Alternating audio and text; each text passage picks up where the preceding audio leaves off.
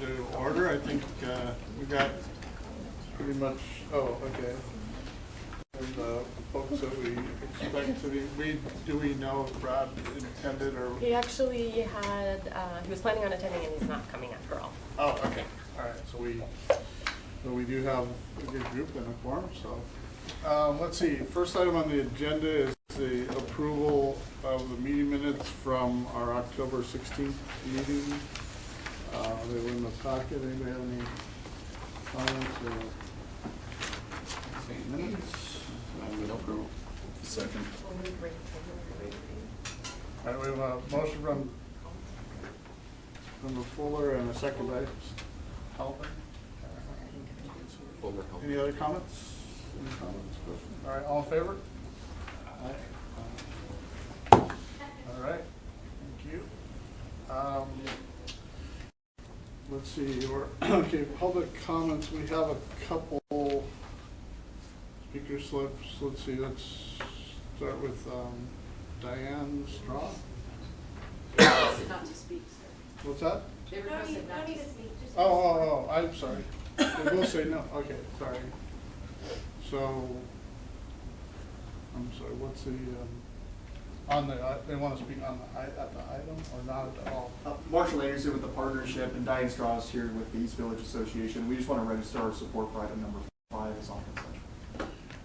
Oh, okay, I got it. Sorry, I missed the in favor check mark. Sorry, my apologies. I was confused. All right, thank you.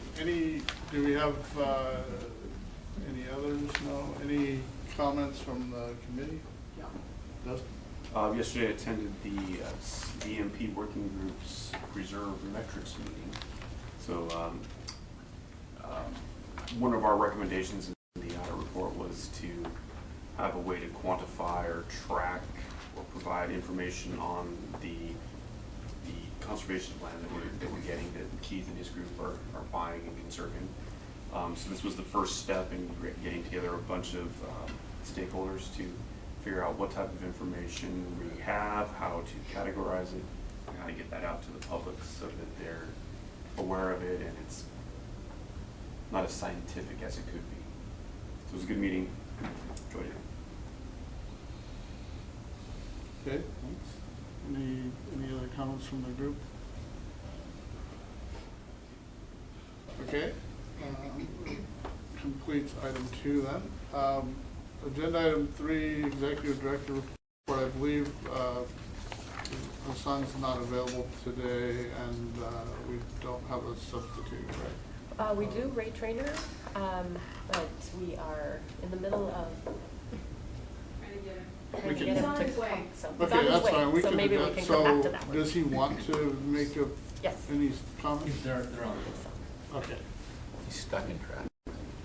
Oh, guys. well, there you go. Right there. Wow. That's not right. Well, that's right. Well, All right, well, this is perfect timing. Welcome. Thank you. Good morning. We were just at the item for any updates you want to share, so we're right on the spot. Thank you. I think I spoke to you last time at the state level. We have the bill signed by the governor, so we eliminated the risk to the agency, the state level. We have completed the work on the federal update. Our board acted, I believe it's last meeting or the meeting before? October 25th. October 25th, to forward that to the federal agencies. We were hoping to get an approval letter from the federal agencies by the 25th of this month. And this way we will have both the federal and state elimination of any risk to the agency while we're developing the digital transportation plan. Not many NPOs in the country will have that, but thankfully we will. I want to share with you a couple of things. I was in Sacramento the week before last. Met with the governor's office, the lieutenant governor, the secretary of transportation, the CEO of GoBiz, the new director of Caltrans Headquarter, the CEO of CalCog,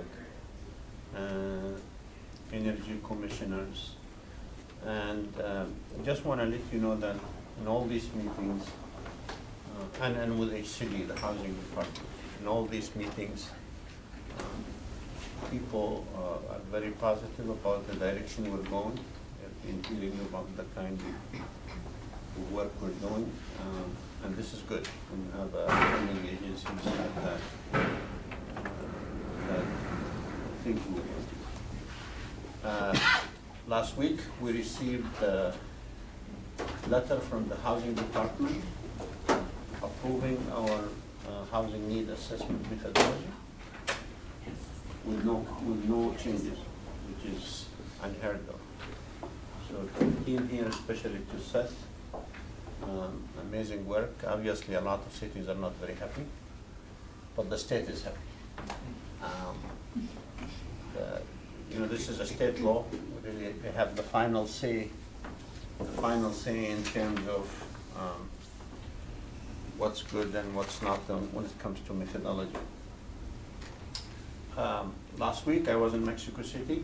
I had the honor of meeting with our ambassador to Mexico City and asked him to be the champion on Mesa East 2. I went there with Victor of our staff, the director of Caltrans, Gustavo and Mario, who works for both us and Caltrans. We had several meetings with some officials from Mexico to make sure they're as committed to the project as we are. It was a very successful trip. I think the fact that the ambassador is willing to make this a priority for our embassy there is important. The last thing is the NAVWAR work. We did receive from the Navy end of last month the evaluation of their needs. We're right now in the process of doing market analysis to see the value of the land. But I'm happy to report that the two teams, the Navy and SANDAG, are working really well together, especially on the environmental, NEPA and CEQA. I think this project is moving much faster than many thought. It's very exciting. The board at the 25th meeting appropriated $50 million for the work to move forward with the Navy on this work.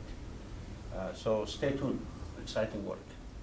The 5 big moves are moving. I think the plan right now is in March, come to you with some scary details of how much this is going to cost.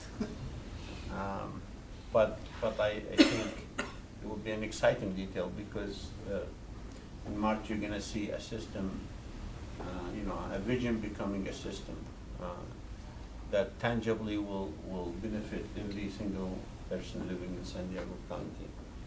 I think we'll have some costing information, not final, some benefit information, and we'll have a final network from which we're going to try over the next year and a half to build as a regional transportation plan. So with that, Mr. Chair, as I conclude my reports, be happy to take any questions. Any question in the group? I have one. There's just on the Grand Central and I think it was the $50 million that was in the CAP budget that was approved. Right. Is there a breakdown of that in terms of, is that like a budget starter money and then some of it's for the airport connectivity and some of it's for the site itself, or both? Or It's, and Jose we put it in the tip as a funding for that transportation hub. Obviously, anything, the environmental, the market analysis, the financial analysis, all that qualifies. So at one point we have to spell out the detail of that. so it's an initial budget to start. Yes. Specifically allocating to tasks. Yes. Yes. And I think much of it, if not all of it, start in January 1st. That's correct. Yeah, so there's funding available starting this fiscal year. because the RTIP still has to be approved by the feds, we need to wait probably until January for those funds to become available. But yeah. And remember that unfortunately, because of the safe rules, this will be probably the last TIP amendment we're going to be able to do for a while until that issue is resolved. The safe rules that President Trump signed into law. The timing is great with this. We should have that approved by the 26th. It was approved actually. Well, Caltrans has Caltrans. approved it, but we're still waiting for the federal government to approve it. Yeah. So it should be done by November 26th or before. By the way, that's the last day where we're under the old rules before the President Trump's new law becomes effective. And the federal Yes, sir. government's aware of that. So with all these very, very exciting plans, timeline, Timeline, okay. So we went to the board with the first presentation in April. Then we revisited back for some action work. Right now, and I don't know how many of you been to the Vision Lab on the 24th. So I encourage you just to come and visit. So right now the teams are working really hard. They call it the sprinting. So some of the teams are taking on each of the 5 big moves. Complete corridors, the transit leap, the mobility hubs, flexible fleet, and operating system. And each team is coming up with a recommendation. Then that process is already complete. Now they need to put it together to make it coordinated.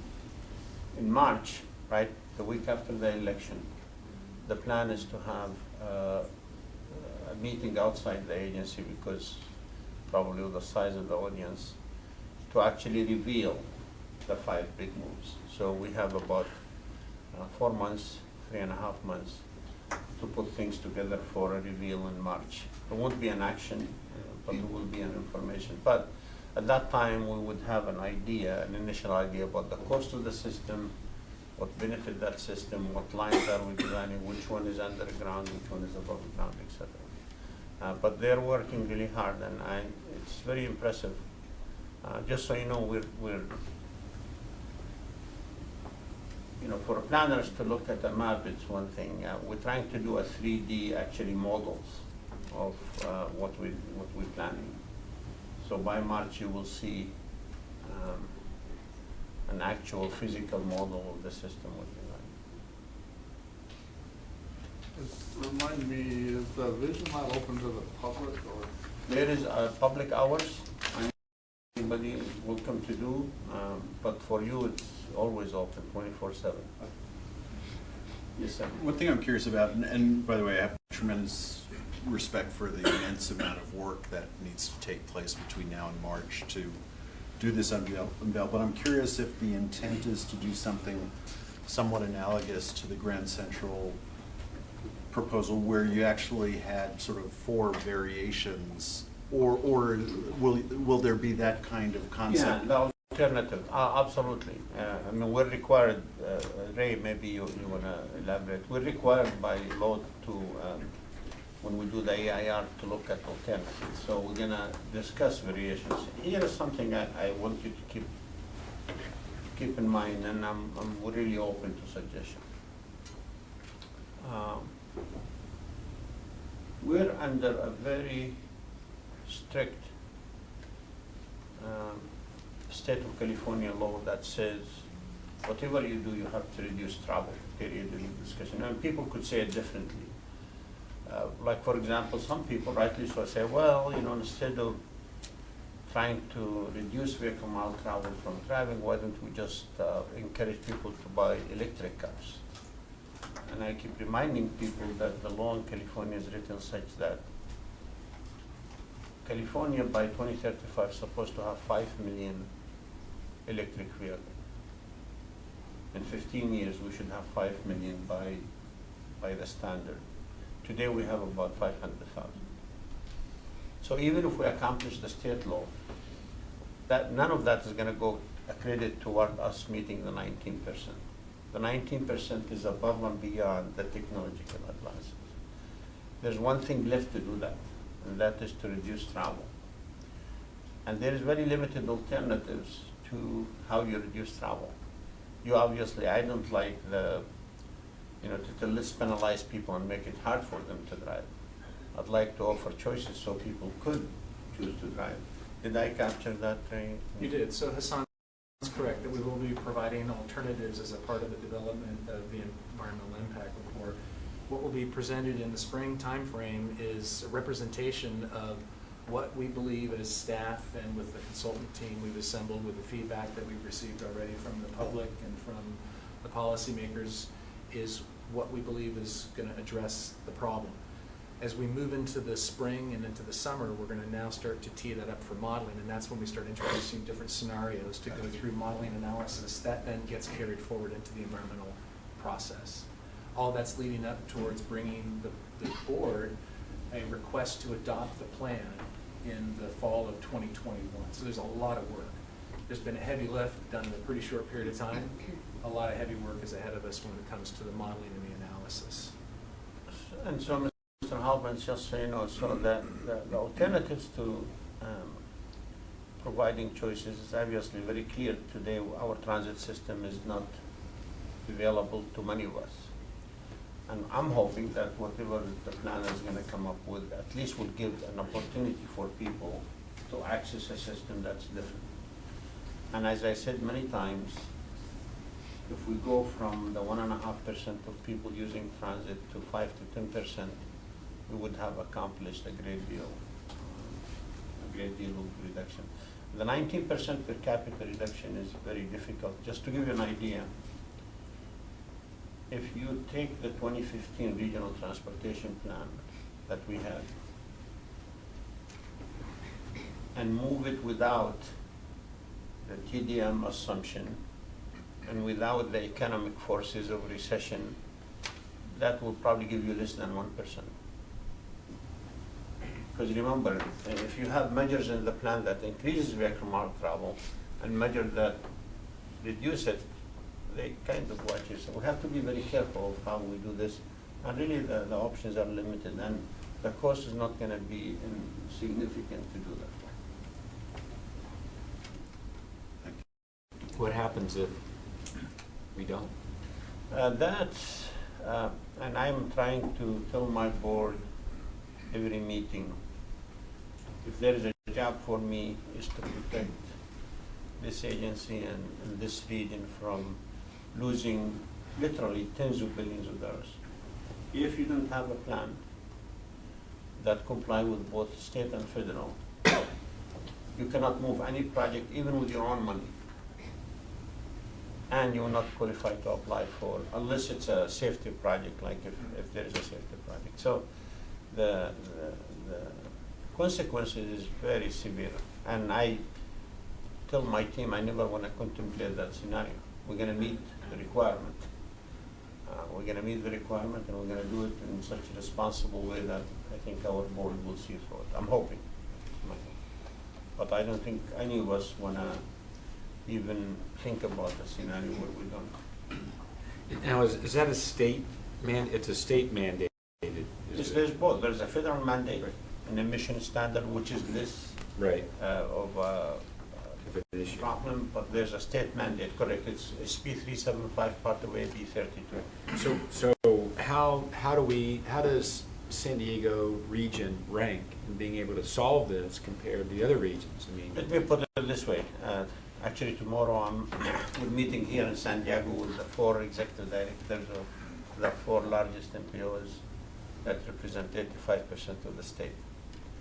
We were the only MPO that got sued last time.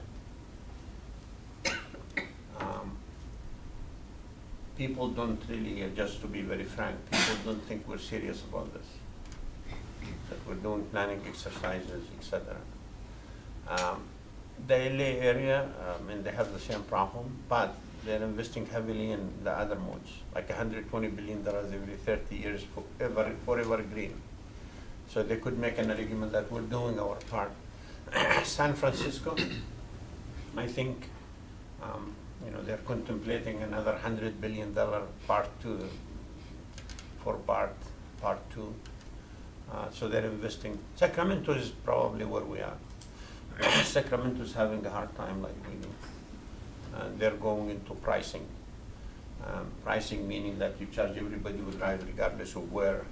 I don't know how much, but it's like a big amount to get to the 19%. That's really the only way. So we're we're kind of Sacramento in the same boat. LA and San Francisco are in much better shape because they have the resources to do more. I will tell my colleagues tomorrow that we're in the best situation to have the best plan ever than any of them. They won't believe that, but I'll tell them that. Because I believe that. I believe that. All right. Thank you. Thank you very much. Thank you. Thank you for having me. Oh, yeah. All right, so the next on our agenda is the consent agenda, and there's 3 items, I believe, including one that's a recommendation for a time extension under item 5 on the active transportation grant program. Does anybody in the committee have any need to discuss any of these items? We'll note again that we have 2 audience members that turned in slips in support of item 5.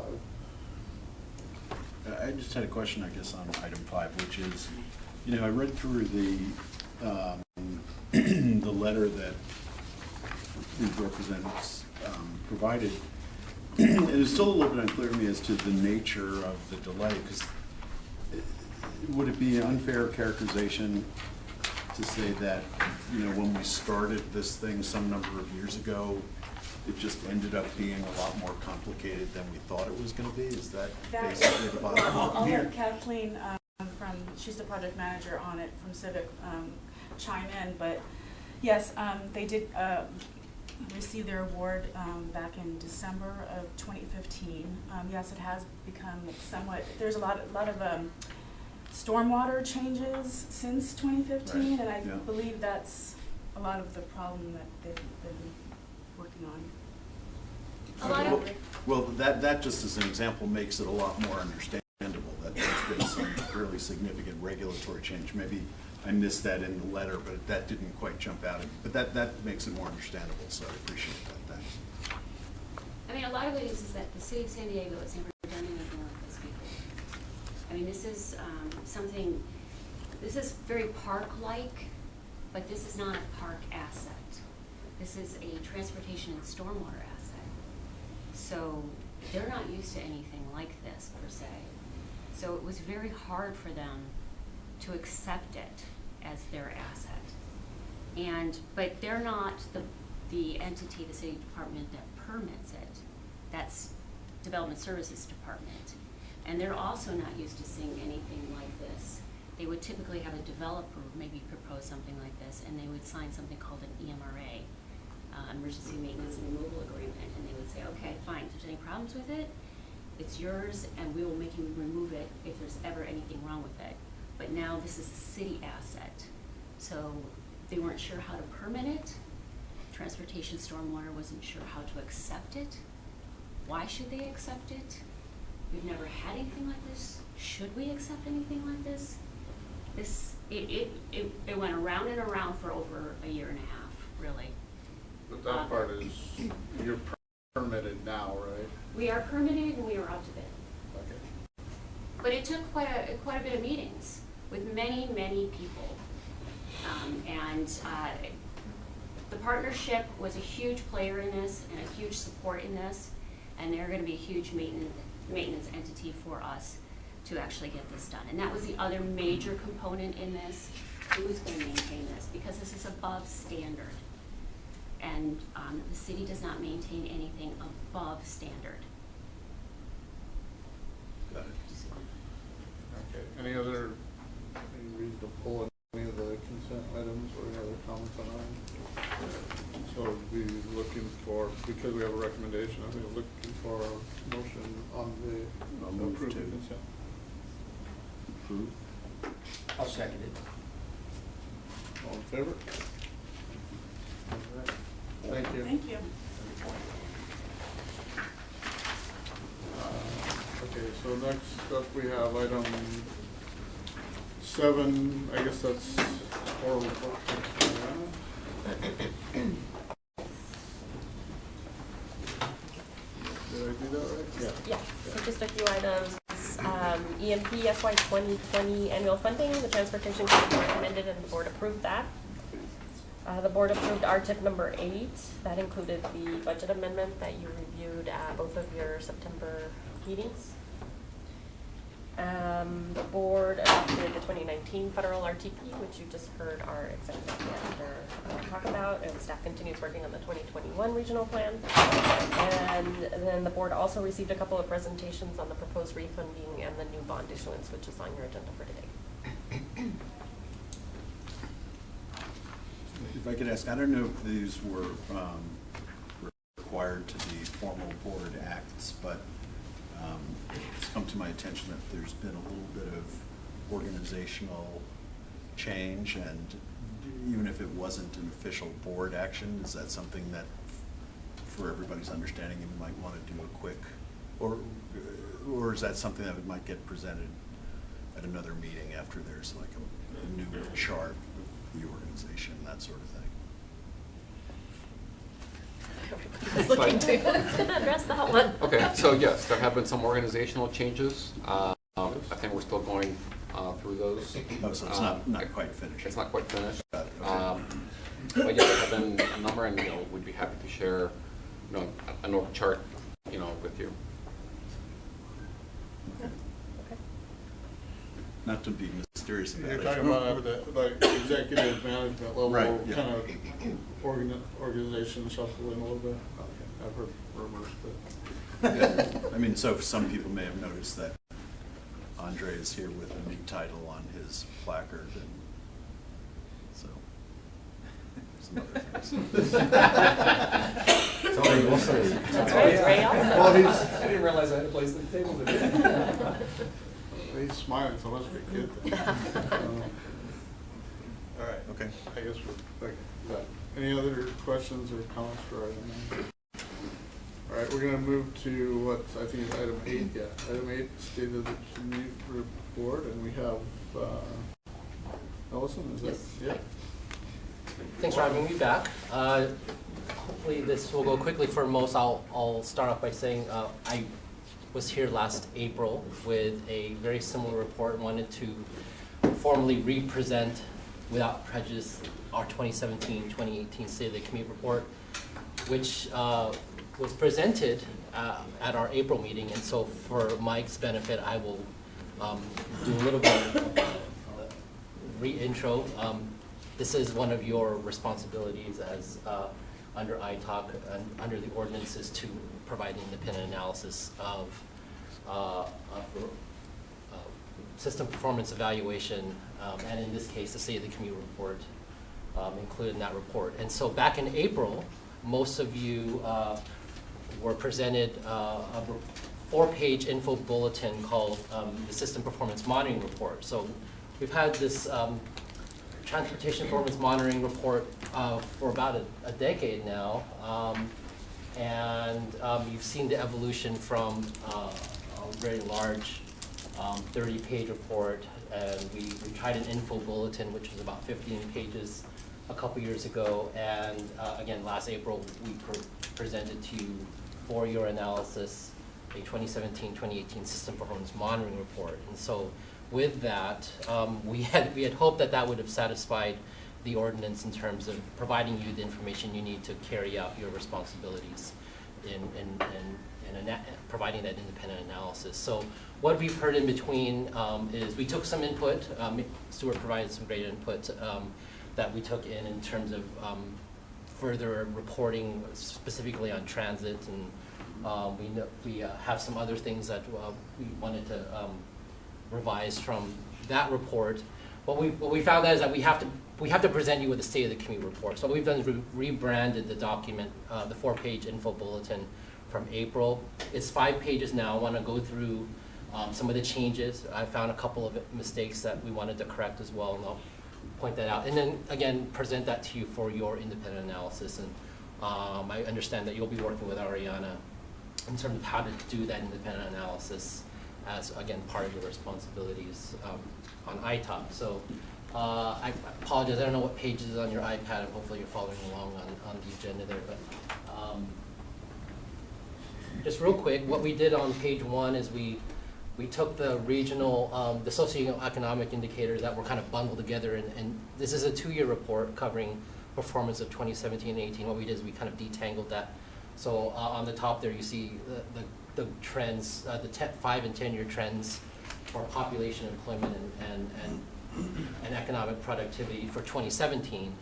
And what we've done is we've created a different row for 2018. And so, again, same data, nothing to report in terms of changes from what we reported in April. Just provide you hopefully a more clear dissemination of the data for 2017 and 2018.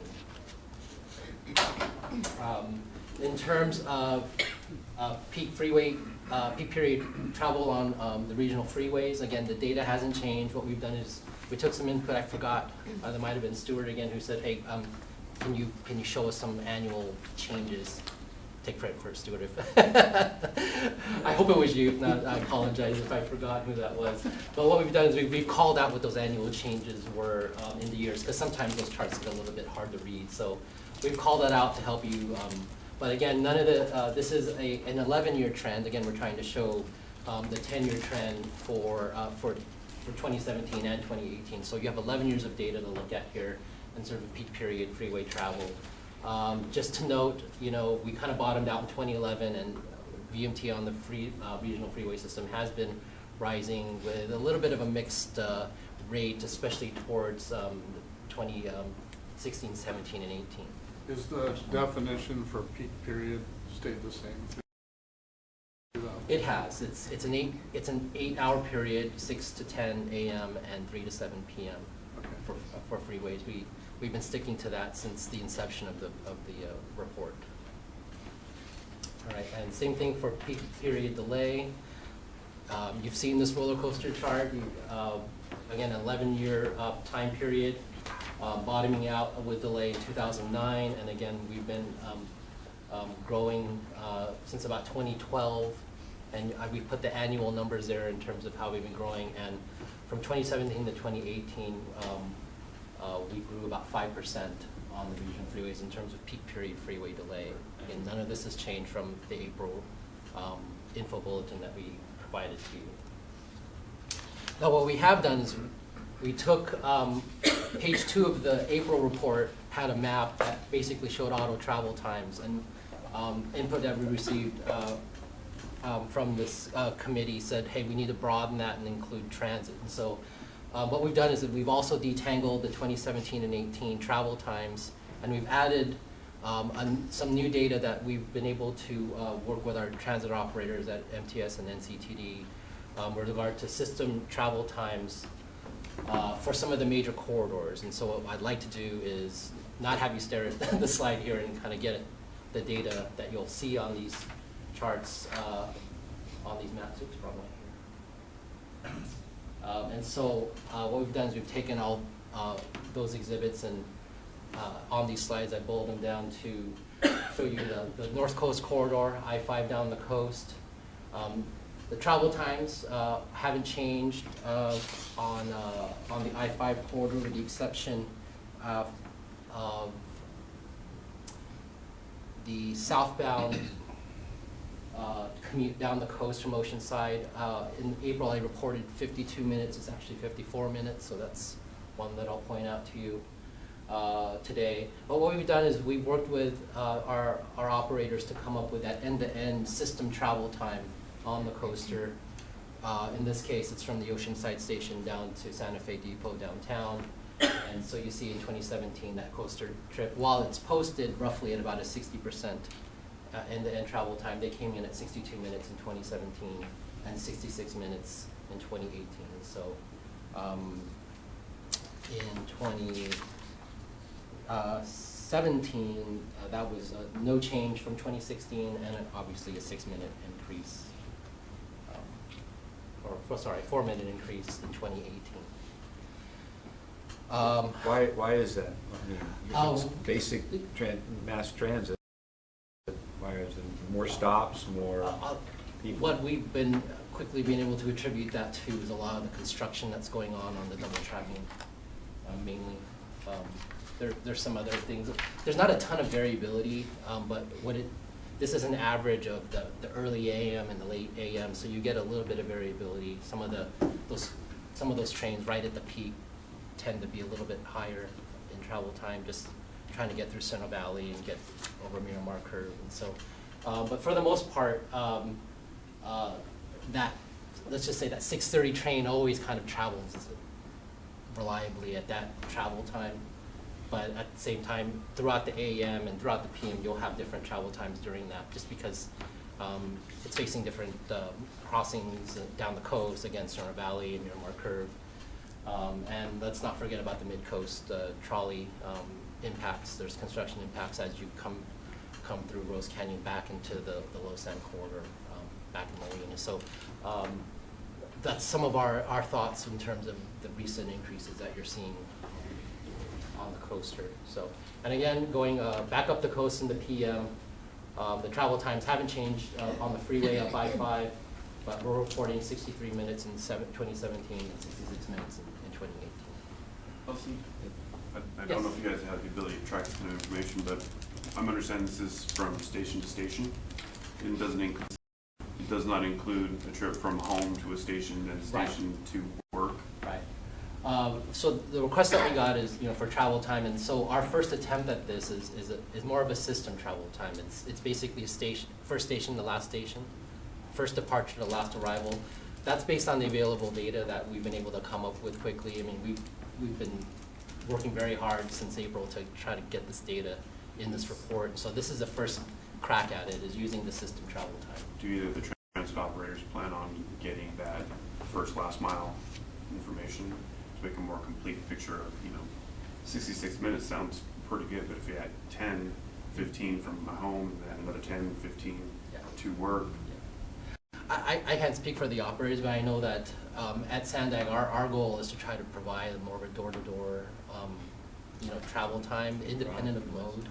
And so, and again, in April, we talked about a lot of the other data that's out there in terms of probe data and data you might, I don't know how many of you have waves, all of that data is available to vendors, and vendors are starting to use that data to come up with their own travel time.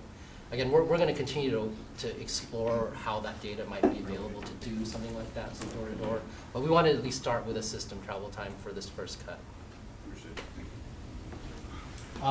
I won't go through all the numbers, but again, for your analysis, State Route 78 was providing you the freeway essentially end-to-end on Highway 78, as well as the Oceanside Sprinter Station to Escondido Transit Center, door-to-door, station to station on the Sprinter. And again, when you stack them, that there's is there 13 stations on the Sprinter?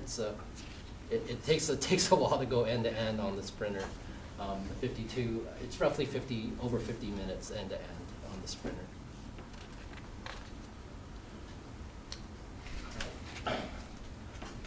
So on the I-15, we did a couple different transit routes we've added.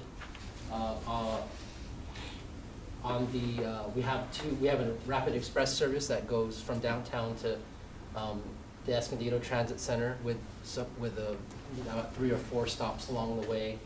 I'm sorry, no, that's nonstop. That's nonstop from downtown to Escondido Transit Center. And so in 2017, the route 280 Rapid Express took 61 minutes, and in 2018 it came in at 60 minutes. And just to note, this typically is following the auto commute, which goes from downtown through 163 up to 15. So this highway travel time is comparable to this Route 280 Rapid Express route. What we've also done is we've added the Rapid 235 travel time, which does have several stops along the way, including Mid-City, up the corridor. But that travel time is about 80 minutes coming from Escondido into downtown, and 90 minutes going from downtown back up to Escondido Transit Center. And yes? Mike? Does this capture the northbound 15 to westbound 76 delay, flyover, 76, no, sorry, 78? So the rapid, I believe, gets off at the last direct access ramp at Hale and goes down into, it doesn't go on 78 at all. Missed an opportunity there. There's a tremendous amount of vehicle delay, and that would be comparable.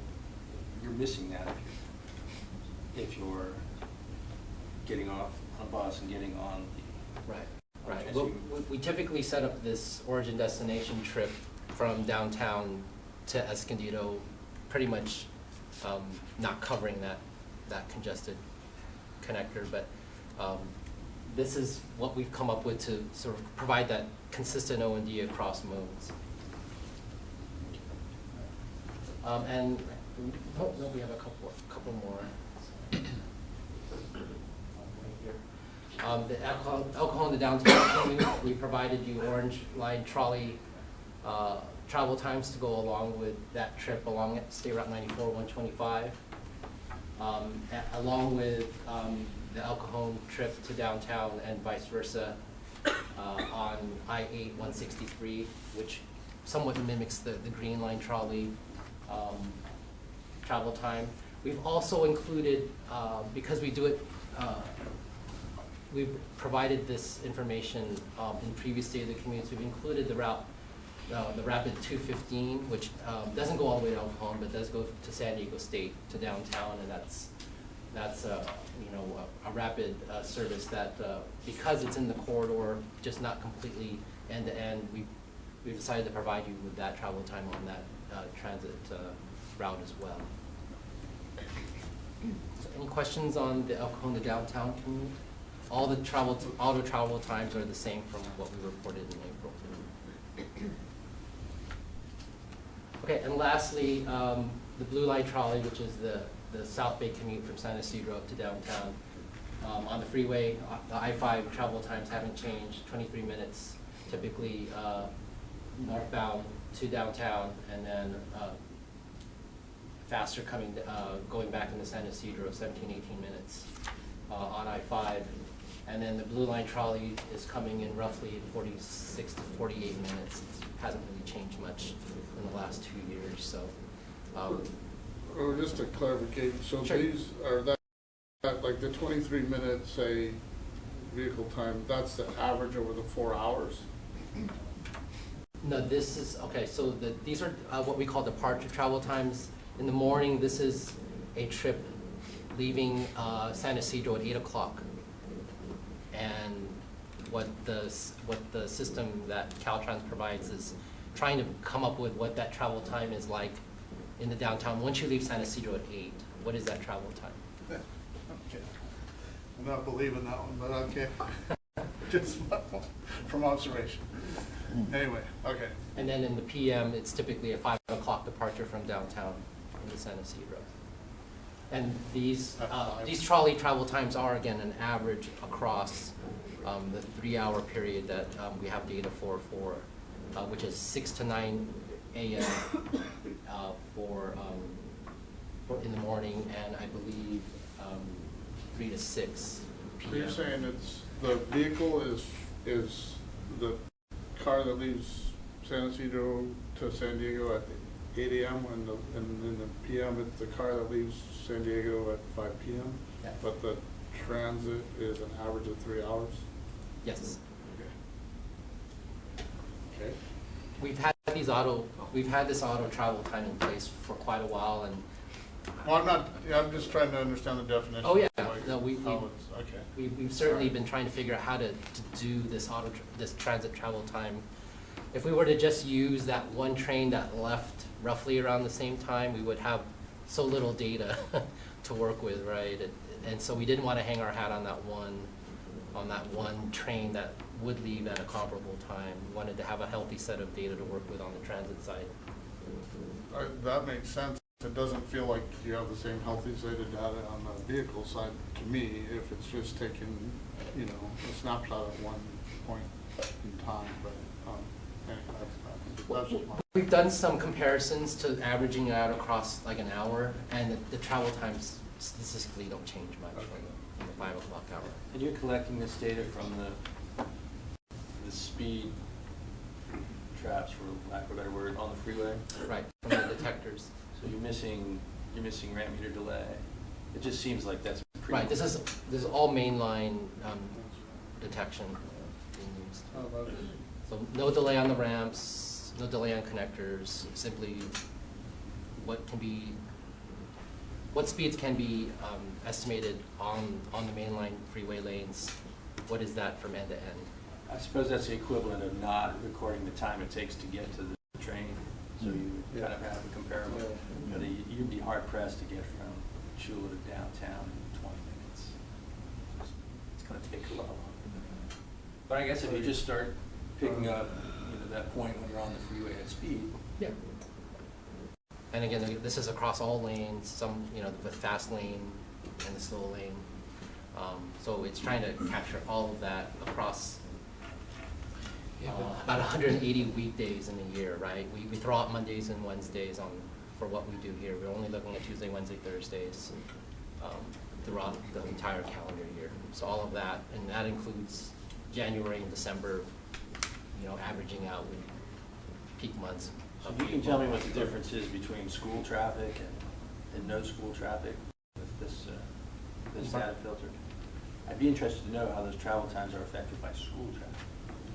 Like summer too. We've seen, and what we aspire to do with State of the Commute is to provide you sort of all of this. We're reporting one number, which is it's an average of 180 midweek days out of the year, and so it doesn't tell the whole story. But we aspire to have all that data available, at some point as we develop, our performance monitoring framework that we discussed in April in terms of how do we make more of this data available to the public and to you, so that you're able to do your analysis. I'm giving you data on 5 pages here, and it should be available for everyone to kind of look at and dive into. So in other words, if you kind of looked at it on a bigger picture, that to get from one area to the other, it's going to take a lot longer because you've kind of cut out all these other. You're saying it's when I get on the freeway, that's when it's there. When I get on the train, so if I'm looking to use one of these types of transportation, it's going to take me a lot longer. And if it's skewed like that, so mass transit on these, I don't know, if I look at that and I go, if I'm a person and I have some means, why would I take mass transit? That's, you're telling me it's going to take, and if it's skewed, it just seems like more than 2 or 3 times longer to get from one place to the other. And I don't want to get too far ahead of my... That's a segue to let them get into the next slide. The next slide, so the transit performance. We kind of move along a little bit here. I'm sorry. All the other slides here are repetitive of my April presentation, but what I wanted to do is provide you with this new revised report. It's branded as State of the Commute. This is the report that you should work with Ariana to do your independent analysis. We fixed some errors. We've added a transit. It's presented to you for your review. And if I could, I just want to express appreciation for the additional data. I think this now creates both a more complete, but also really very powerful presentation, because it's, to Greg's point, it speaks very directly to the phrasing that Hassan always used in terms of the extent to which transit is a real choice. And this, this is hard data that really speaks loudly to that issue that has got to be taken seriously by everybody in looking at the future of transportation in the region. So I think this is a really pretty fabulous presentation. Thank you. And I know we've seen it before, but there's been the transit. It's 2 slides forward. The transit. 1 back, I think. Sorry, that one. Yep. 1 more. Sorry. Back one. There you go. Right there. So the ridership, transit ridership continues to fall. This is not the only region that's happening. It's just nationwide. When it's not a convenient choice, it's only mostly the people that are that that's their only choice, they're using it. Yeah. Okay, any other questions? As I mentioned in April, if there's any additional data you need offline, I can provide to Ariana. Well, the ramp meter delay is Caltrans delay. They are the custodians of the ramp meters, and they do it deliberately to protect those numbers by creating delay on the surface streets. So at least footnote that excludes ramp meter delay, because that is delay associated with freeway travel, even though we're not making it. We've documented in previous State of the Commute reports, but as we've gone from a 40-page report down to 5, it was I much prefer a 5-page report. Thank you. Very much appreciated. All right, item 9, which is an item that I think we kind of collectively generated some discussion on over the last few months, which is whether we might consider as a committee having some access to some kind of on-call legal services. And I'm not sure that there's not a presentation so much as there's a staff report here in our packet that outlines some of the alternatives that we might consider. I guess I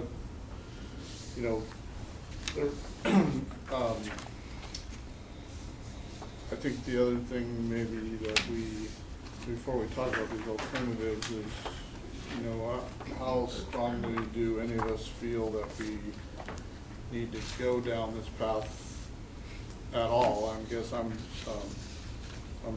kind of on the fence about it a little bit because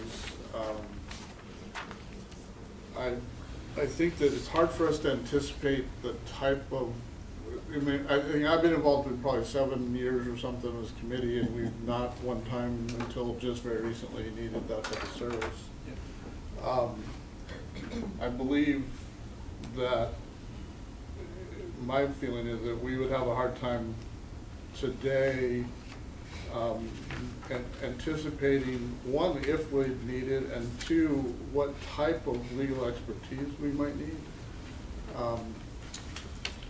And that makes it a little challenging for some of the options, because we would be, as an example, if we were to go and do a full RFP and spend a lot of time and money to select a legal firm to represent us, we wouldn't know if that money was a good investment, because we don't know, one, if we're going to ever need the service, and two, whether we picked somebody that something could come up that just isn't aligned with the legal team we picked, because we didn't anticipate the issue or something. So, and there is an alternative presented here by the staff of potentially using existing on-call.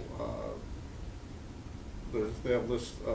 Sandag's got a variety of legal categories that they utilize, and they have legal firms available to them depending on the issue, because they have a wide range of issues that require different expertise by different lawyers. So I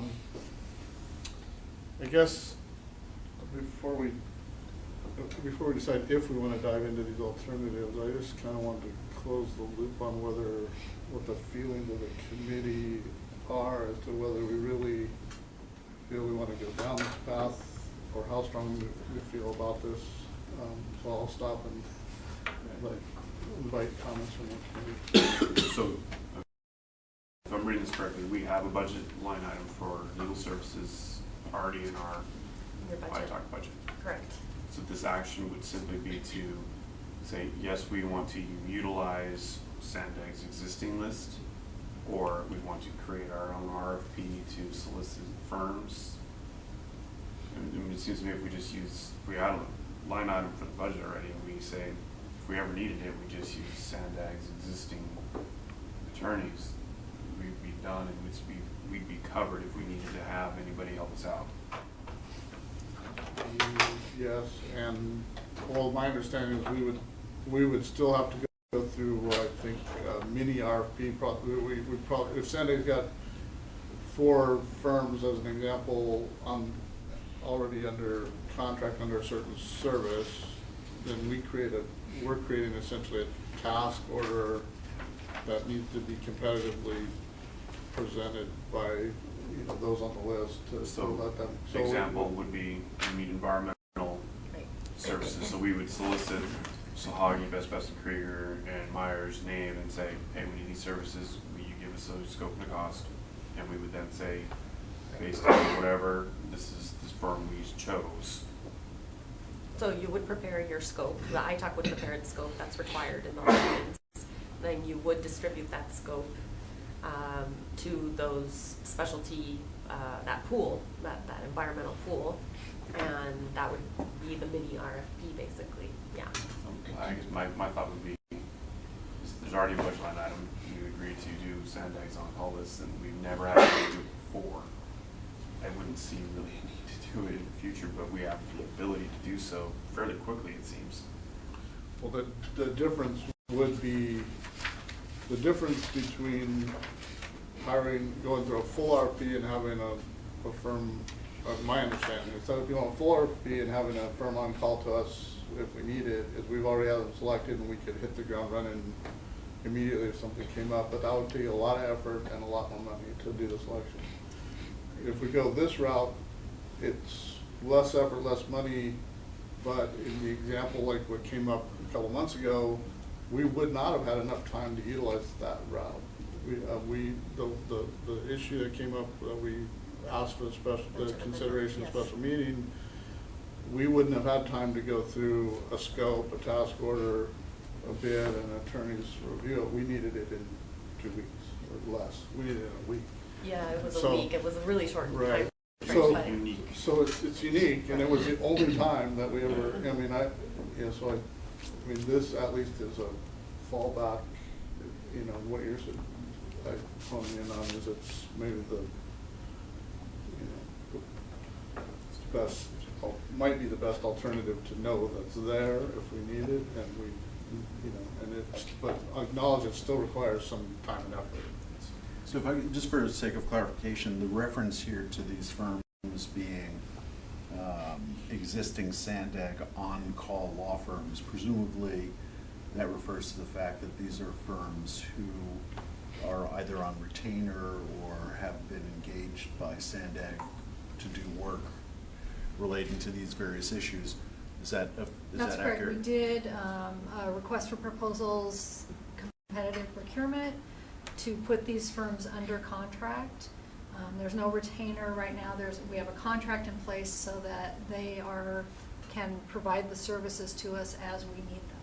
So then we go back with the mini competition process. Right, and the us is again Sandag, because it strikes me that there are unimaginable number of potential scenarios, but it strikes me as the real rub here is somewhat similar to the issue that came up before, which is one where we would want, arguably we as ITAC would want independent counsel who was not Sandag's counsel, because in effect the decision before us was partly a trying to make an assessment of is what the staff is saying something that we were going to stand behind. Not that we don't trust staff, but right. And so that's the only place it seems to me that this use of the on-call runs into a problem. But to your point, I think I've been here close to 6 years also, and we've never even come close to even thinking about an outside law firm.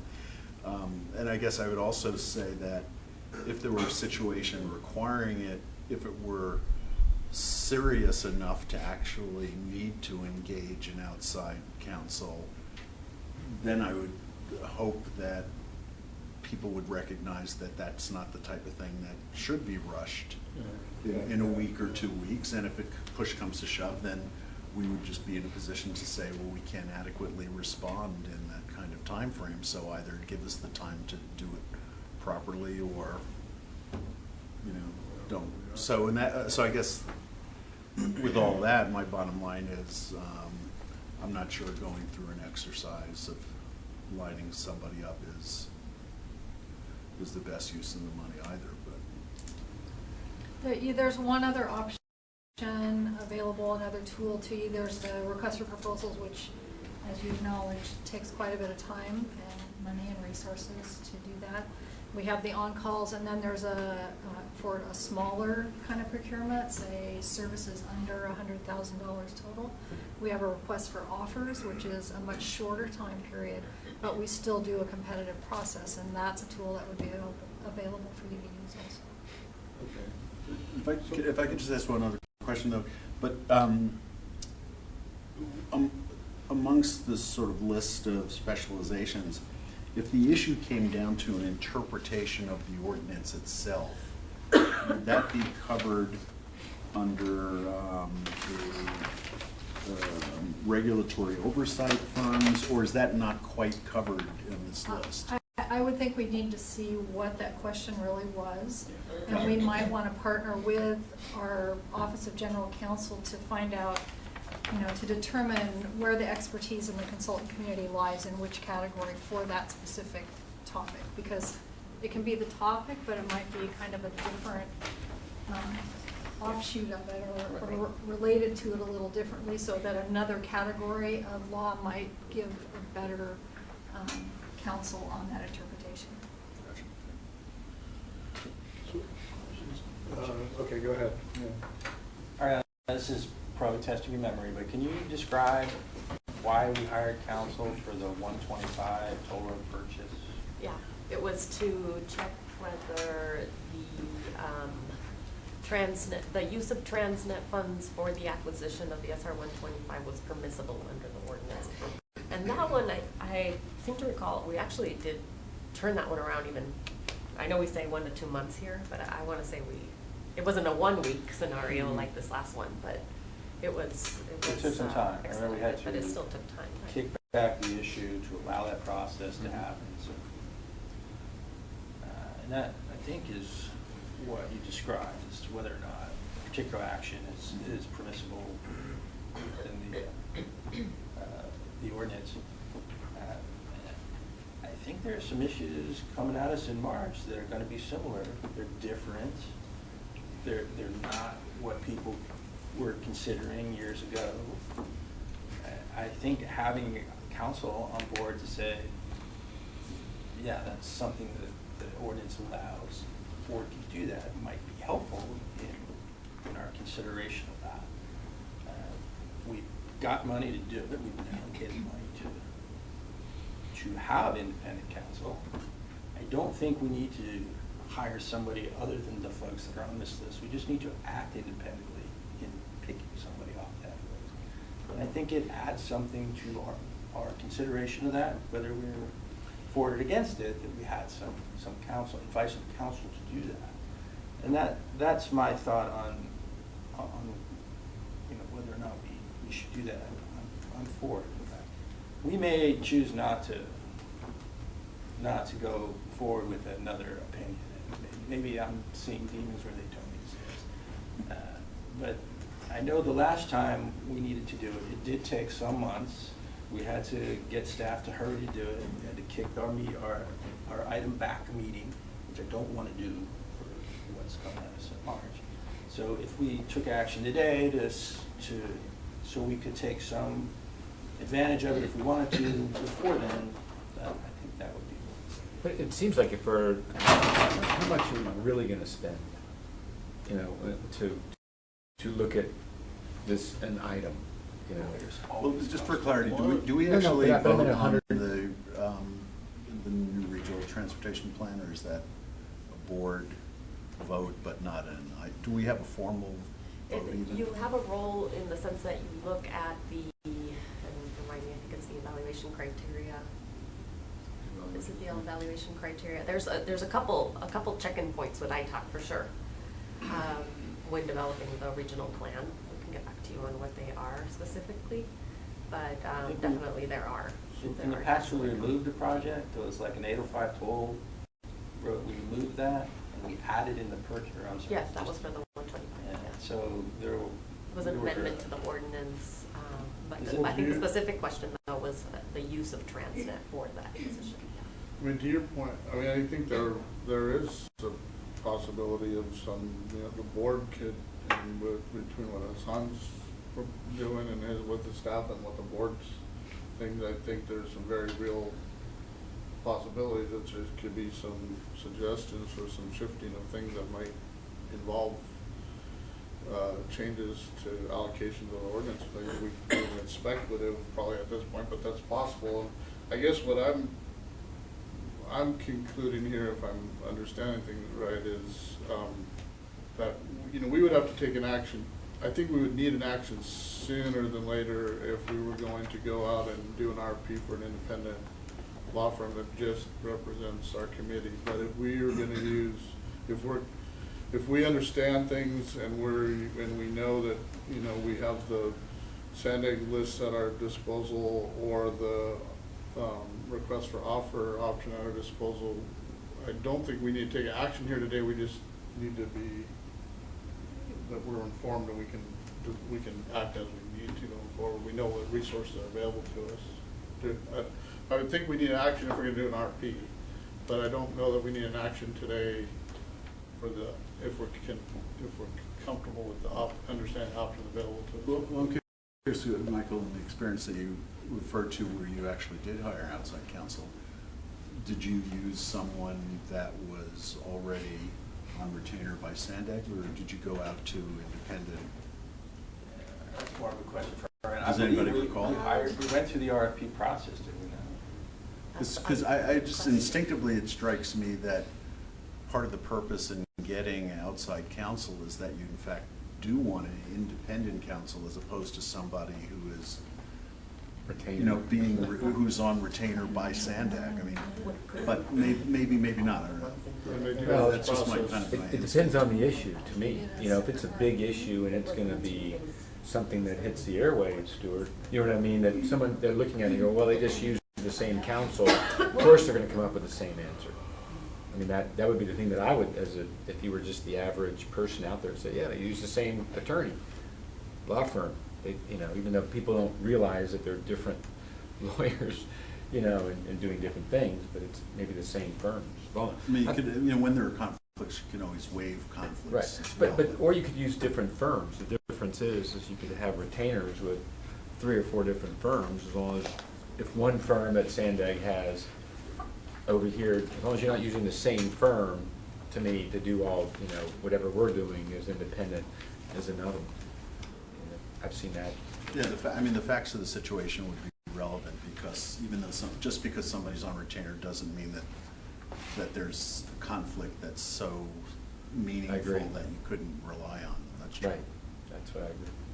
But it's a little hard to predict. Yeah, it would be really speculative for us to predict at this point, but the 2 options that are here, other than us going out and doing a full-blown RFP, is the list, and we have the option to do a request for offers that we have we could spend up to $100,000 in that process. It's a pretty big.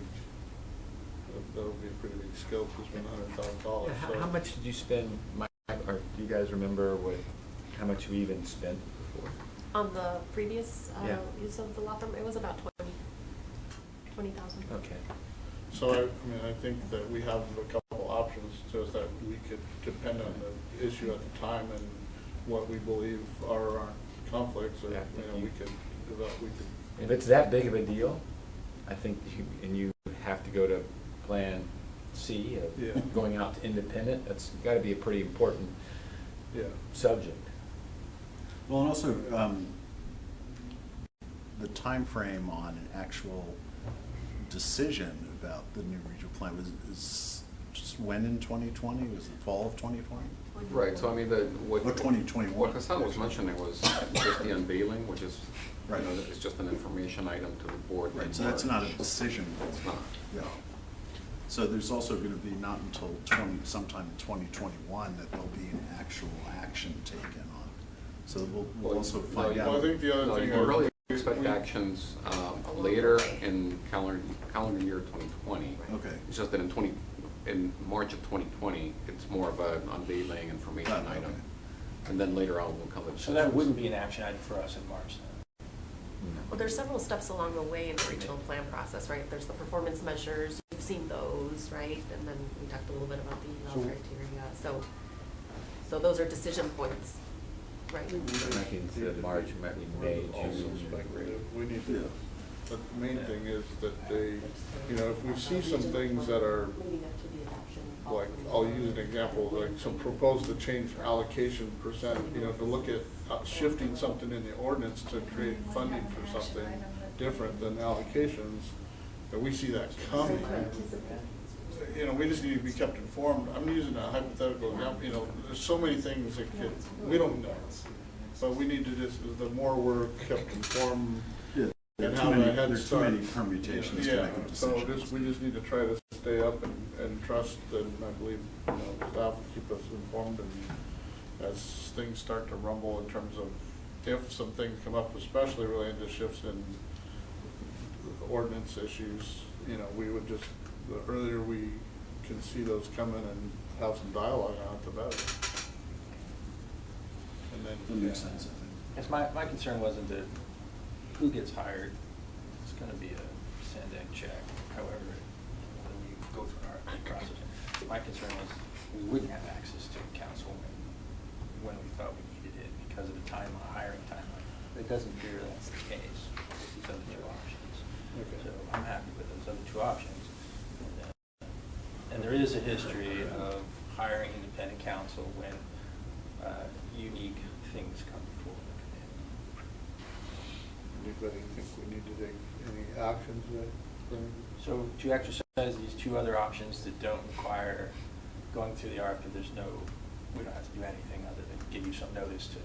Give us some notice, exactly, Yeah. so that we can. How much notice support you. would you need for either of these two things? Weeks? Oh, how much time? Or it starts- Well, option one would be, it takes a couple months to get it done, right? I mean, to the It's extent the it's time going you to get take it that done, long, not the then notice, I don't it'll think. go in up to 6 months. Okay, so if we didn't move forward with the RFP option, the other two options, how much notice would you need to give us access to? Just a couple of weeks? Well, there's the scope of work I mean, we still have to, You're- part of you're- it's I think we yours, need it's a to- partnership with us. Right, The so, process length or the notice they can start right away. Right, it's the process. for example, if you were to tell me, I need a law firm under option one, and it takes us a couple of months to turn that around, one of the first steps is the scope development, and that needs to be approved by the ITOC before we can actually send it out. So we would need a meeting of the ITOC in order to approve that, and then we could distribute it. Yeah, could you do two? As far as the Whether we actual, can make it happen in a couple of months, well, maybe you schedule a special meeting, I suppose that's one option. All right, maybe it's well- helpful to know the actual procurement portion of that process, from the time we actually have a scope that we can compete with the firms. I mean, complexity matters, but within 2 weeks, they should be able to give proposals back to us. And then the evaluation committee can review those, decide if you want to talk to one or any of the other firms, and do an interview process with them to come to your final determination. I think we had a subcommittee together who interviewed firms. Could do that. last time. It would also be helpful if possible to, from a critical path kind of perspective, to look at the anticipated time frame relating to adoption of the regional plan, and then specifically to highlight what formal actions the ITOC would be responsible for, with some kind of tentative sense of time frame. As you mentioned, Ariane, if there are a couple of check-ins, to the extent that you could map that out, that would also help figure out, you know, kind of when, if we wanted to pursue any of these options, we need to be mindful of the clock ticking kind of thing. We can- Does that make provide sense? that, yes. Yep. Okay. Sounds fair. Okay. I don't think we need to take any action. Any other discussion on this, or I think we covered it pretty well? Thank you for helping us today. Thank you for your patience. Okay, we move to item 10, wait, yeah, 10. Triennial recommendations, implementation. So is this you already on that? Yeah, I don't have a presentation either, but I'm happy to answer questions. So we typically bring this to you, a couple times a year. The last time was several months ago. We like to bring it to you also before your next audit gets started so that you have it handy, and that is one of the first tasks of the upcoming audit is to check the progress on implementation of the recommendations from the prior audit. You did establish a subcommittee for your next performance audit already, and their first meeting is this afternoon. That's for your next audit. So you can see the progress here. We have, I think, completed a couple more recommendations since the last time you saw this. And we're still working on one of the critical priority recommendations, which Alex is here and Ray, they're responsible for implementing that if you have questions.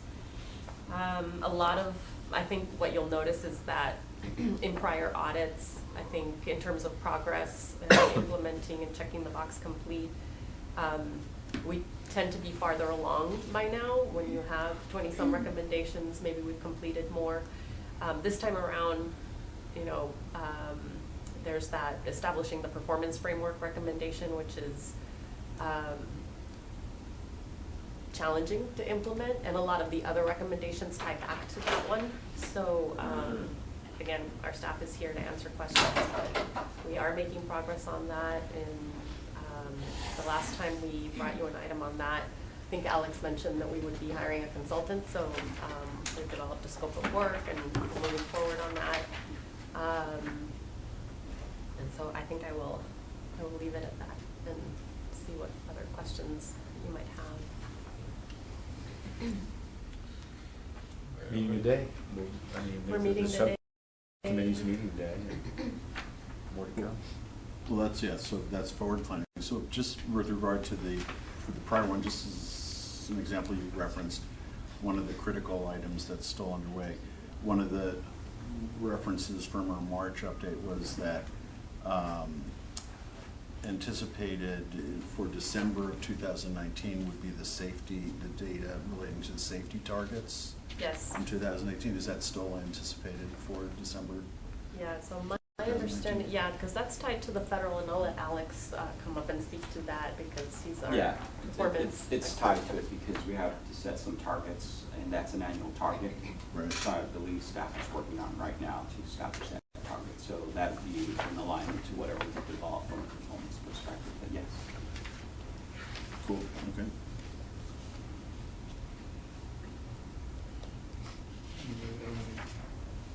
Comments or questions on the status of the current? There was a number of pages related to a matrix in our packet. There were a couple things that I think talked about, just it was mostly related, they weren't the highest priority things, but there's staffing, just bandwidth, I think, for staffing. Is that mostly because of all the kind of major shifting with the regional plan and the 5 big moves and things, and just the shuffling of, you've got a lot of changes go on, but they're just kind of pushed a little. Definitely. So the same staff that were working on these are now being shifted and working on the regional plan. So there's competing priorities and yeah. Okay. And I think I would just add that prior performance audits, they identified certain areas for improvement. So I think those earlier initial audits, they identified things that were just easier to implement. Yeah. And now we're getting into the harder stuff. Yeah. Right. And so like performance and the performance framework. That's something that we've been trying to wrap our arms around, and it's pretty tough. You know, Yeah, it's not an easy topic, you know, to be able to just, you know, check it off. Yeah, like one of them, I think it was like the 10-year look back or thing, you know, so that, I imagine quite a bit. You know, there's definitely effort there to go back and really be able to comparatively look and provide data that's meaningful. Right. Right, and a lot of it is tied to the implementation or rather the approval of the next regional plan, right? Yeah. Because then we'll have a vision, we'll have goals that we can then, you know, measure progress against, and so kind of need that direction first before we can implement these other. Yeah, I think when we, you know, just following up on that, so, you know, a lot of the things that we do are tied to the regional plan, you know, goals, vision, performance metrics, things like that. And originally we were going to have a regional plan that was going to be done this year. Yeah. Right? But, you know, now with, you know, change in direction and, you know, a number of other things, just legislation, change of the board, et cetera, the regional plan that that the board has just approved, essentially is just a very technical update from the 2015. It doesn't really bring any new, you know, new things to it. That one will be in 2021. So now we're waiting for that one to give us better guidance. Yeah, that makes sense to me. Any other comments on this item? Nope. All right, thank you. We'll move to item 11, which is Alex's local street and road program annual status report. Welcome. Good morning, or good afternoon, I should say. Alex Estrella, and the item before you still is... morning, or we're in trouble. Is it still morning? It might feel like I've been in the office for some time. Anyway. Before you, the Transit Local Streets and Road Annual Report Program, speaking to what Jose mentioned, these are part of one of the early recommendations and past some of the audit reports.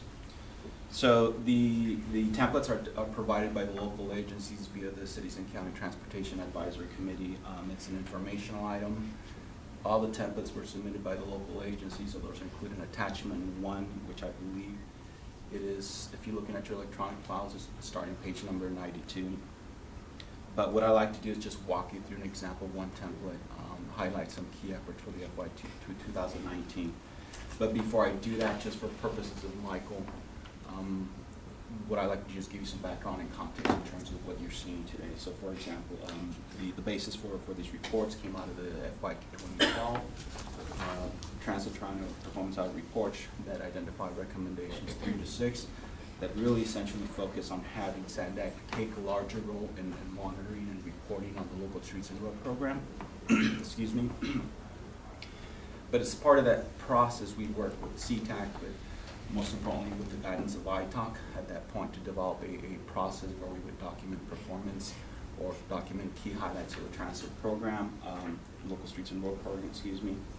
And one of the key findings of that process is that in order to minimize the level of efforts set to as a new requirement to local agencies, we developed this template that will provide key highlights in narrative form, but most importantly also make it consistent across all the local agencies. So whatever information is provided, it's consistency. It's consistent across all the local agencies. With that, so what you see here, we do an annual solicitation to the local agencies and they provide information. I don't have any slide decks other than just referring to the attachments. There's sections A through D that provide kind of narrative form information, and what I like to do now is just perhaps walk you through one of the examples, if there's any questions on the background before I prove it. And then what I like to do is refer to the City of Del Mar submittal, which is, I believe, is page 9 of attachment 1. But any questions before I begin? It's on page 100 of your iPad. Thanks. Okay, thank you. Okay, so I'll start with section A. Really, essentially, section A is really to allow the local agencies the opportunity to highlight any key projects that they would want to highlight for that particular year. So for example, for the City of Del Mar, they highlighted their citywide sidewalk program And under that program, they reference that they just completed over half a mile of center line mile pavement improvements, but also along with that, they had some bike lane improvements. In that same project, identified as DM06, they also indicate that they added approximately 3,000 linear feet of sidewalk. They've upgraded two traffic signals part of that project, but most importantly, they included and related the fact, again, an opportunity for them to highlight the key outcome for that particular year, that they completed and opened to traffic that segment that's identified as segment 5 of that project, which is from El Camino Del Mar, 4th Street Avenue to Carmel Valley Road. So this gives them an opportunity to be proud of something they achieved that. So that's the in essence section A. And then moving on to section B, it gives them another opportunity just to highlight everything else or provide more detailed specifics for that particular year. And what they do, they break down that specific project. Obviously, we reference this segment number 5, but they reference the remaining segments. I'm not going to go through them, but the idea here is that they give kind of a perspective of other key elements in more detail. But then they also, for example, other local agencies, if they have an annual program, and specifically for Del Mar, they mentioned that they're going to continue their annual street payment and maintenance program. And then section C, again, it's a narrative form, but the idea here is then that they provide input in terms of what they anticipate on completing for the next fiscal year. In this case, obviously, would be for 2020, which would be submitted as part of the next annual report as completed under section A, if that's the case. But they reference 2 projects. Again, they reference the additional segment for that. Reference the DM06 segment 1, so they anticipate beginning the construction for that segment. But then again, they also reference their annual street and paving maintenance program. Section D, this is a fairly new section, and this is something that came about last year. The idea here is we provided kind of a little section for the local agencies to provide additional information and to form a narrative, providing pictures or links associated with something that they would like to highlight. And the idea here is that I think this came about one of the recommendations that we wanted to upgrade our Transnet story map.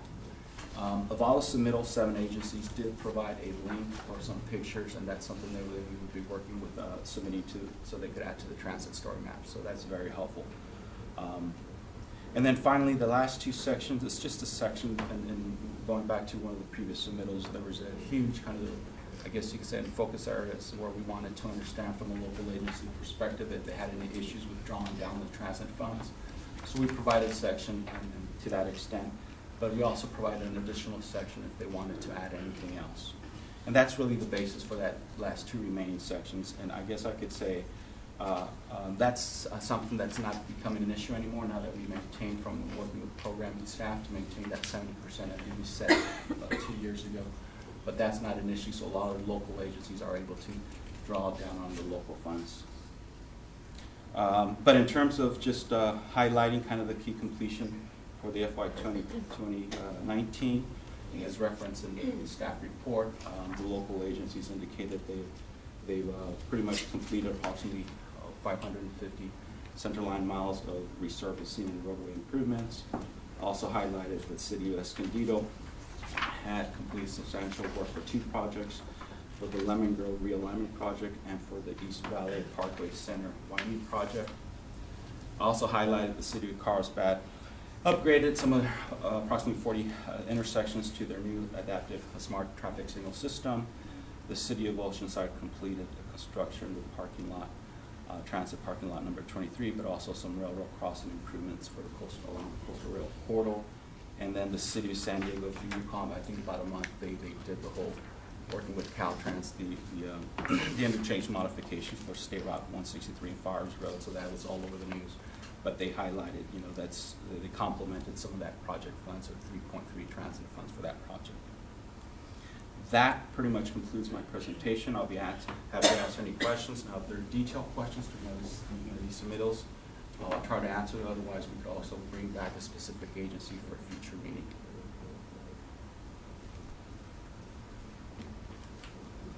Anybody have any questions? I appreciate the reports. I can see what everybody's doing. Why do you think only a couple of the city's bothered to do the Section D, it's just new, or they got busy? Yeah, I think, Mike, I think it's new. A lot of agencies in the past didn't, the whole concept of highlighting and being proud of projects, I think that's something that we've stressed over the last 2 years, and this is the first year that they actually submitted something.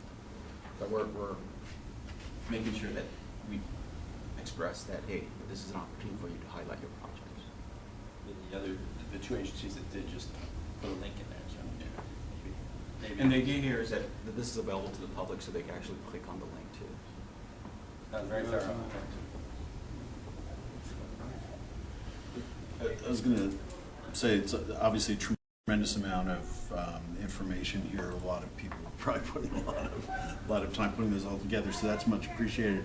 Yeah, I'm curious just to hear your perspective on the following. One of the having participated in the last performance audit, sort of the spirit of underneath some of the things that we're looking to get were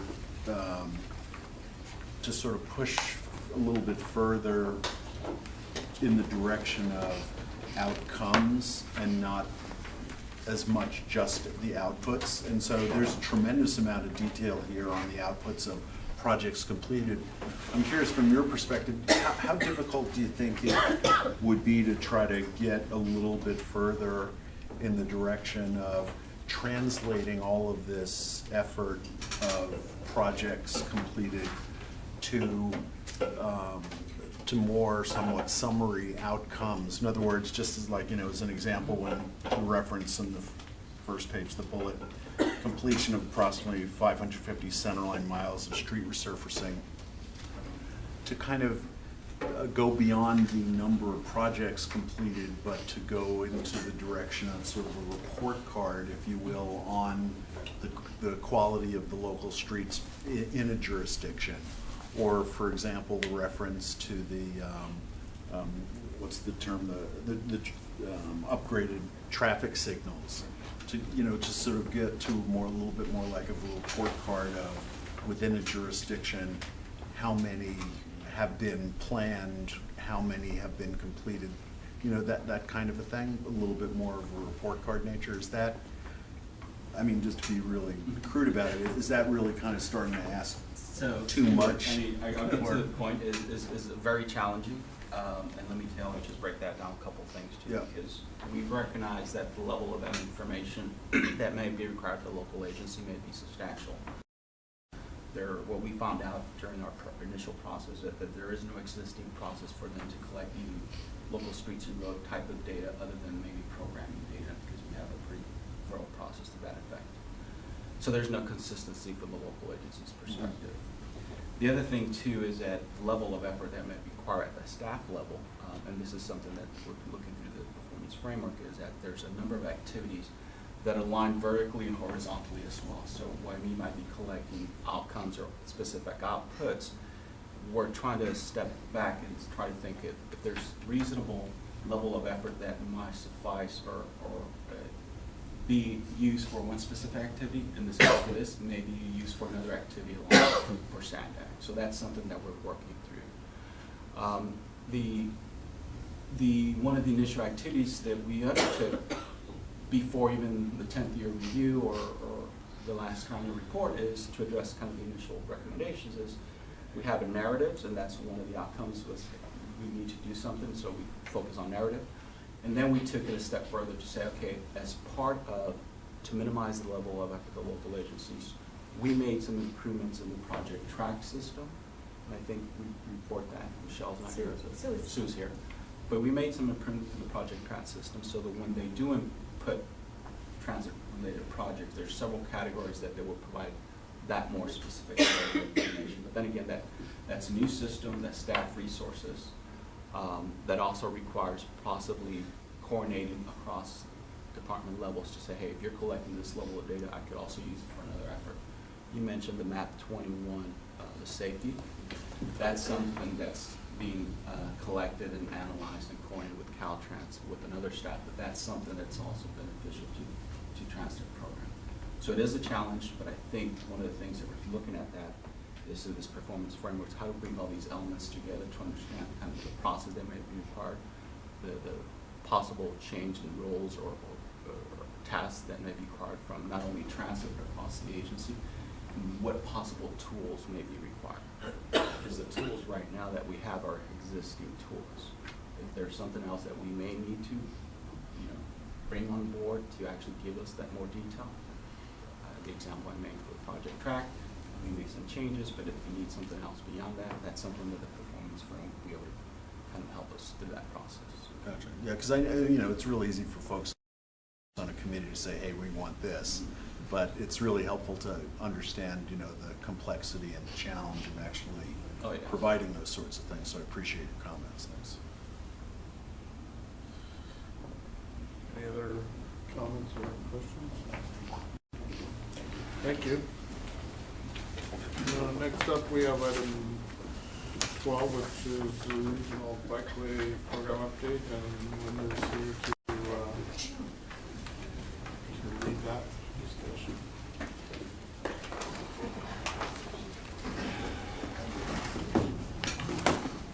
Good morning. Good morning. Thank you for your time again. This is our regular quarterly status report on our bikeway program. This map you have seen before. Our early action program includes $200 million from our local transit sales tax measure for bicycle and pedestrian neighborhood safety funds going towards that program. All told, that will build 77 miles of regional bikeways, and those are shown on the maps, and those are the projects that are in color. For example, the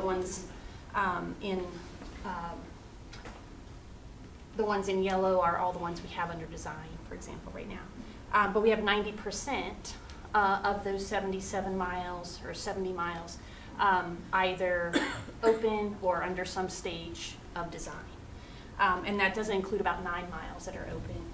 And we do a lot of work. We spend a lot of time at the City of San Diego for good reason. We have about 3/4 of our investment will be in the City of San Diego in our high priority urban bikeway projects. I showed you this along in the summer. This is just one way of looking at those 70 of the 77 miles that we're working on. And we had a few miles, a couple of projects that were still needed to be environmentally cleared, but we had many more miles in the final design side and so on. So we're kind of working our way from left to right on this chart. And we had about 12 miles, 11.5 miles that were in construction at that point. And then here's the same chart recently, and you can see that we have one project remaining in our approved work program that needs environmental clearance. And that we've been able to shift the other project into final design, and then we did advertise for 4.5 more miles of our Uptown Bikeways project, and so we moved that over into the construction area. So we're kind of working our way through the chart. This is one way of looking at it graphically. But just some recent progress in terms of a couple of our construction projects. First is our Rose Creek Bikeway, and I'm really looking forward to the time when I show you an actual photo, not this cool rendering of the bicycle pedestrian bridge. But this is one of the main structure that spans Rose Creek, and this is in our Mid-Coast family of projects because it's adjacent to that area along Santa Fe Drive in the City of San Diego. And the construction crews are making some good progress. They're working in these photos up on Santa Fe Drive and putting in the bikeway, setting the stage for that. It's always good to see them kind of up on that northern end because they spend a lot of time down on the southern end near where that bridge is installed now. And they have that finished, and they're just doing some paving and clearing of some of this area. And then just to summarize this project and show you the banana curve, which is just this representation of, how long we're taking and how complete we are. And you always want to kind of stay within the banana. So 2 miles in the City of San Diego, and this is a Class 1 separated bikeway, so separated from travel lanes. We're about 3/4 finished, and we'll be finished about this time next year, about October. So it is making good progress. It is in that Mid-Coast family, so we have some efficiencies there. In terms of the same contractor. And then heading up north, this is a segment of the Inland Rail Trail, which basically parallels the Sprinter corridor between, eventually between Escondido and Oceanside. And we're working on 3 more miles here, and it's in the county of San Diego, a large portion in the city of Vista, and then a small portion in the city of Oceanside. So I like this photo because it just, we don't have enough challenges. Some people convert rails to trails. We like to work in active railroad corridors, just because it's a challenge. But here it just shows you how close we are to the Sprinter, and keeping the railroad open and that kind of thing is also challenging. But this is this is the main pedestrian bicycle bridge, and this is near the Buena Creek Station, if you're familiar with the Sprinter corridor. And just additional work they did through the summer on that bridge. And always good to see a project in terms of paving, so that means we're just about finished, so that's all good. And then here's just kind of a summary of this project. And 3 miles I mentioned, and this is also class 1, so separated bikeway. It's a multi-use path, and construction about 80% complete. We are looking forward to being substantially complete next month. But this banana curve looks a lot different than the last one or some of the other ones that you've seen, and we have definitely had challenges on this project working near the railroad. We had some significant delays related to utility relocations. Just an example, we had one agreement that was needed between North County Transit District and SDG&E, and that took well over, I would say, a couple of years to get that agreement signed. And so the crews, for a while, they can hop around, right? They can work in other areas, but eventually they can't. They're at a point where that's going to cause us delay. We've also had some redesigns on this project, unfortunately, and those are showing up in that banana curve. So those are just a couple projects in construction.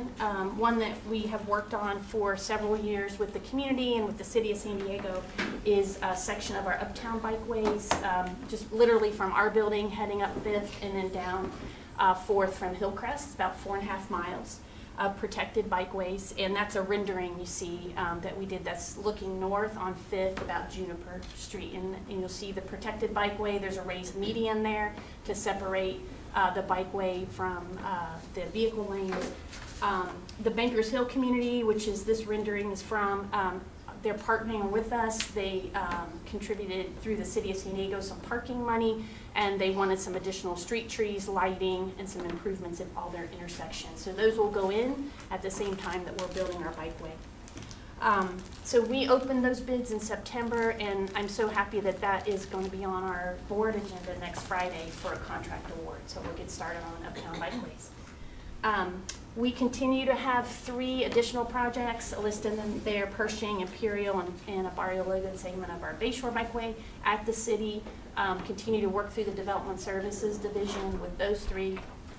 Earlier in the year, though, the city offered up perhaps we might be better served if we're in the public works process at the city. And so we're trying that out with one project so far. It's been over at Public Works since August, and that's our Central, it's a mile bikeway along Central Avenue in City Heights area of the city of San Diego, and that's working its way through. So we're trying out both right now. We're not going to stop one waiting for the other, but we are trying to gain some time back. The first 3 projects that we had at the city, the approvals took 14 months, each of the 3. So we'd like that to be a lot shortened. And hopefully, as the city sees more and more of these kind of project features, that time can speed up. So we'll be busy the next few months on a couple key areas. One is that we were awarded about $5 million on our Barrio Logan segment of the Bayshore Bikeway a few years ago, and we received our one-time only time extension, and that expires at the end of December. And so we're working on a lot of paperwork, a lot of right-of-way documents, the final design with the city to get all that packaged up and sent to the California Transportation Commission for their January meeting, so we can accept those construction funds. And then, as I mentioned, next Friday, our board hopefully will award a contract for Uptown 4th and 5th Avenue. And we'll just continue on the other projects. I'll be back to give you more news in terms of us finishing projects, in terms of the design and heading into construction and that kind of thing. So I'll stop there, and I'm happy to have any, take any questions or comments that you have. Well, yeah, this is great. I mean, it seems like, yeah, this is great. A lot going on and a lot of significant links of ways being done. I guess I'm starting to think when I see 70 out of 77 miles, I'm starting thinking about what's next. I mean, the 200 million was allocated so far, but I mean, is there a process that you guys are going through in terms of in the planning that is kind of prioritizing like a next round of needs or prioritization for bikeways, or is, I guess I'd be interested in that at some point. Yeah, we, our priority, always the projects that are in construction. Yeah. If we have any shortfalls there, that's our first bite at the apple. And then our second priority, those projects that are being going into construction and getting those kicked off and making sure we have ample budget for those. And so we have 24 projects in our work program, and we will not really be adding any additional projects until we make, till we get those through construction and that sort of thing. The board did take action in September on some additional capital improvements, and I think you talked about those as well. But there were 2 additional bikeway projects in that action. One is finishing the inland rail trail through the city of Vista. And then the second one would be a new project. We're calling it the Central Mobility Bikeway, but it would be a section of the Coastal Rail Trail along Pacific Highway, say from Old Town down to near the future airport site, that kind of thing. So those are really the only new ones that aren't in our work program right now. So we would be looking to finish the ones we do have. From a funding perspective, I mean, so the 200 million was supposed to be over 10 years or so. Yeah. Back when the board approved that early action program, the state and federal active transportation programs, those did not exist at that time. So now we have that to help us stretch, that 200 million worth of local funds. So every call for projects, we submit a number of projects, for funding. So hopefully we don't have to spend local money on those, and we can spend somebody else's money. So there is a, I guess I'd say, list of, if you had opportunities for funding, there's more projects you can put on the table, but they're not in the plan now, but you do have the more of overall needs, and then it's kind of as you go where there's opportunities. Yeah, and when you look at some of these calls for projects, sometimes the best project is the one that's ready to go to construction. Yeah. So the local funds are better spent sometimes on getting the project ready to go to construction. So clearing it environmentally, maybe getting right of way and design, and then you can compete for those construction funds. But yeah, I think Linda has a pretty comprehensive list of projects where we could put dollars to work. So there's I beat this to death, but I mean, where would I, if I was to look at like if the system was built out, if you had all the money you could, is our map like that somewhere? Yeah, we have a regional bike plan that the board approved in 2010. Okay. And that's what we use to base the early action program on. So the EAP is a subset of those, a larger number of corridors in the bike plan. Okay. And we use that also in the regional transportation plan. So you'll see it in both documents. Or a link or something. Yeah, sure can. Okay, I might even have, okay, thank you. That's great. So I was wondering, Linda or maybe Jose, you could just refresh our memories on some of the supporting infrastructure that relates to, having a more built-out bikeway plan. For example, I don't know, I think it was like a couple of years ago, it was the city of Oceanside that had something about a secure locker for bikes, and because it just strikes me that the more progress you make towards completion of the network, the more there's going to be demand for some of the supporting infrastructure. And I can't recall if that gets financed separately or is even managed, differently outside of your jurisdiction. So maybe somebody could just touch on if we're keeping up with the supporting infrastructure as well as you're making this progress. Yeah, it really depends. If it's something in support of the regional route, we will, like bike parking. So we'll have a number of bike racks, different types of bike racks throughout our regional project corridors. Wayfinding. So we'll have signage out there as part of our regional to just show people where destinations are, how far they are, that kind of thing, that kind of infrastructure. The local jurisdictions do a lot. That City of Oceanside example is at the Transit Center, and they have that secured bike locker. Okay, but that's used, specifically a local jurisdiction Yeah. thing. It's not part of. It really kind of depends. Yeah, Okay. yeah. But it's those both. other things as you're describing, the signage, bike racks and things, if they're on the route, then they would be part of these Yes. projects. Got it. Thanks. Would you see, once this is completed, would you see a new category in the state of the commute that would include bike times from location to location? Is there infrastructure or some way to track that? Yeah, definitely. We have a counter program similar to like we count transit riders and that kind of thing. Is we have some automated loops in the pavement that will count bicycles and pedestrians. We will do video surveillance. We could do that. We have safety data that the state collects from CHP, and so all those kind of metrics. And we'll count a project corridor before we go to construction, and then after we'll monitor it that way. So we could add those kind of stats into the state of the commute when we have them. Cruising the bike much faster than trolley for certain areas. Well, it would also be fascinating to see the like the before and after data that you're describing. That would be fascinating to see. We have some, next time I'm here at Preps, I have some information on the Bayshore Bikeway because it's a little bit older. We've been building that for a while, but I have some data I could show you how those counts have changed. I'll add those. And I'll have a question for you. So at different professional organizations, conferences, or vendor shows, we'll read articles or hear pitches for mobile detection for bicyclists and for accessible needs. On your phone, you'll be able to place a call at a traffic signal. It's somewhat difficult to detect a bicyclist. That's got to be kind of a regional spec to be useful. Has anyone approached Sandag and say, we've got this product? If you allow us to do this, we'll publish an app that all these people can use to place calls. I will have to follow up with you on that. I'm not sure. Yeah. I have not, but maybe someone on the team has. I'm behind this kind of stuff. But we spent a lot of money on detection and on those pedestrian push buttons for partially sighted. They had an app on their phone. Those controllers are IP addressable now. Could happen.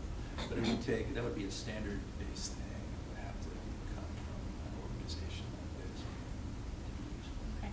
Yeah, and I don't know of that, but I'm happy to check on that. Excellent presentation. Thank you. Anything else for Linda? Thank you. All right, Andre's been waiting so patiently. Why are you always at the end of the agenda?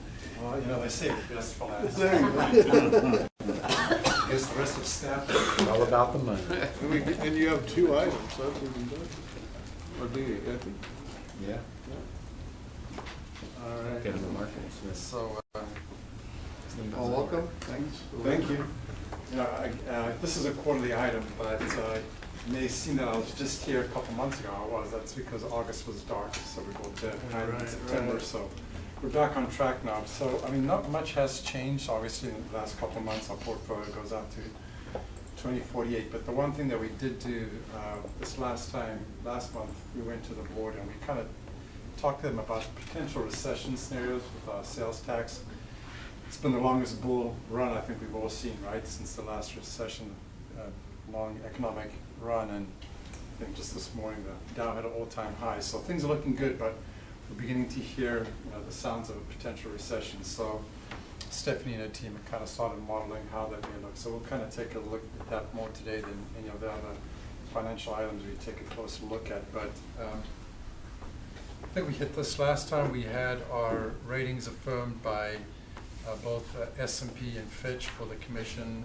The AAA ratings were there, subordinate lien, AA ratings, and the junior lien, where we have our TIF year was upgraded from A to A+. And same thing with our SR 125 was upgraded from an A- to an A. And we actually purchased the toll road back 2011, I guess. We were at a double B, so we've certainly increased all the way up to where we are today. I think I did also mention that we closed on the GANs last time. It was a very successful transaction. We ended up being 10 times oversubscribed from the initial 330 million we put out there. We had 3.1 billion in orders, sold to 51, mostly institutional investors, some retail as well. We're able to lower the stated yield from initially was above 2% down to 1.91%. And if we actually get the money from the federal government as we expect, based on the way that we structured it, we will actually have a expected yield down to 1.57%, which is below inflation, so actually very cheap money for us. But the good news from all of this is that the financing is complete for the Mid-Coast, so we're done with that. I know we've done bands and GANs and commercial paper and bonds, and this was the last piece. One also piece of good news that we got was the bond buyer has a deal of the year. We're actually put in for the award, and we actually won the Far West deal of the year, which includes Alaska, Hawaii, Oregon, Washington, and California. And I believe there were a total of 947 deals that were done in the region, so we beat out 946 of them. We actually go to New York next month, where they have all the regional finalists come and an ultimate winner is chosen. So we still have a shot to be the main deal of the year. We'll find out next month.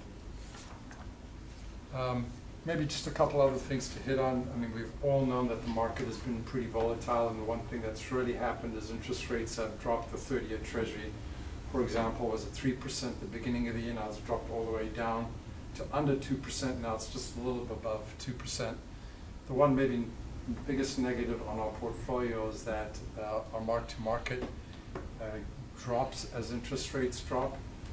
So we were almost at a break even at the beginning of the year. Now we're down to approximately $89 million negative.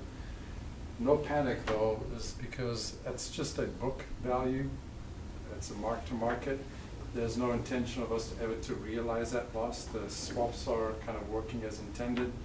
So it's kind of like if you buy a CD, for example, and you hold it to maturity, you're going to get the full interest. Same thing here. So long as we hold the swaps till maturity, there's no negative impact to us. It is something, though, that we do have to report on our financials, and obviously we report to the board and to you.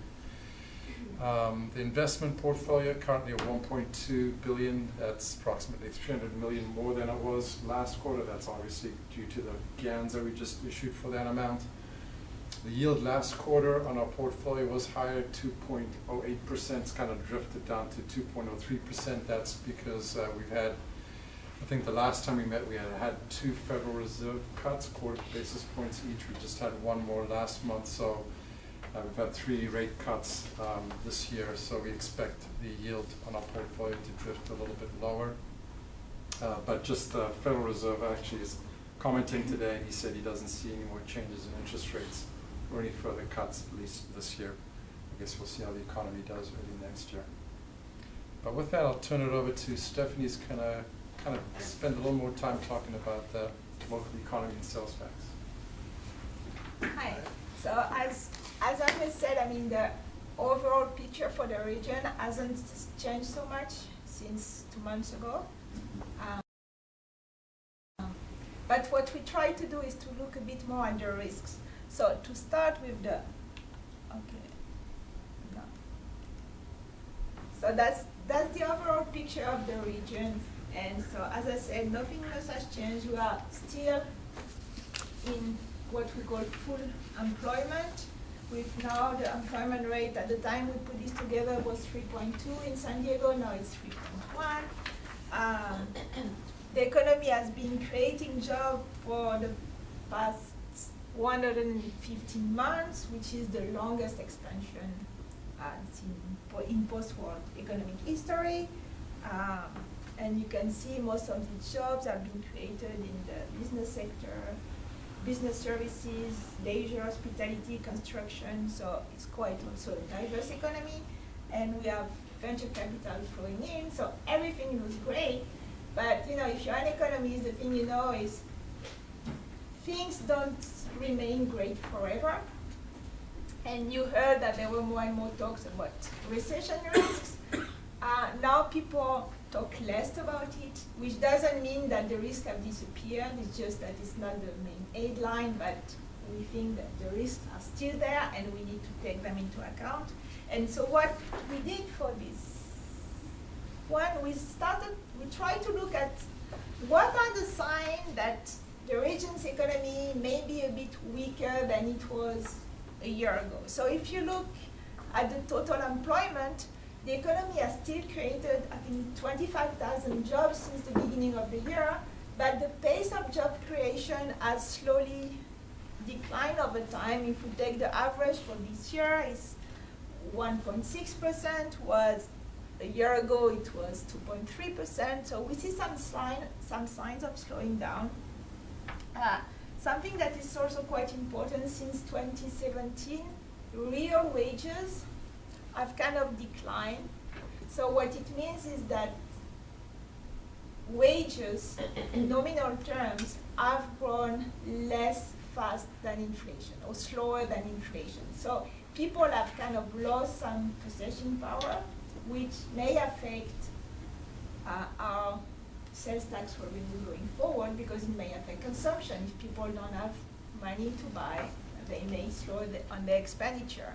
And so towards the very recent period, there seems to have been a pickup, which is mostly due to the fact that inflation was much slower in the past couple of months, but still it's quite lower than it was 2 years ago.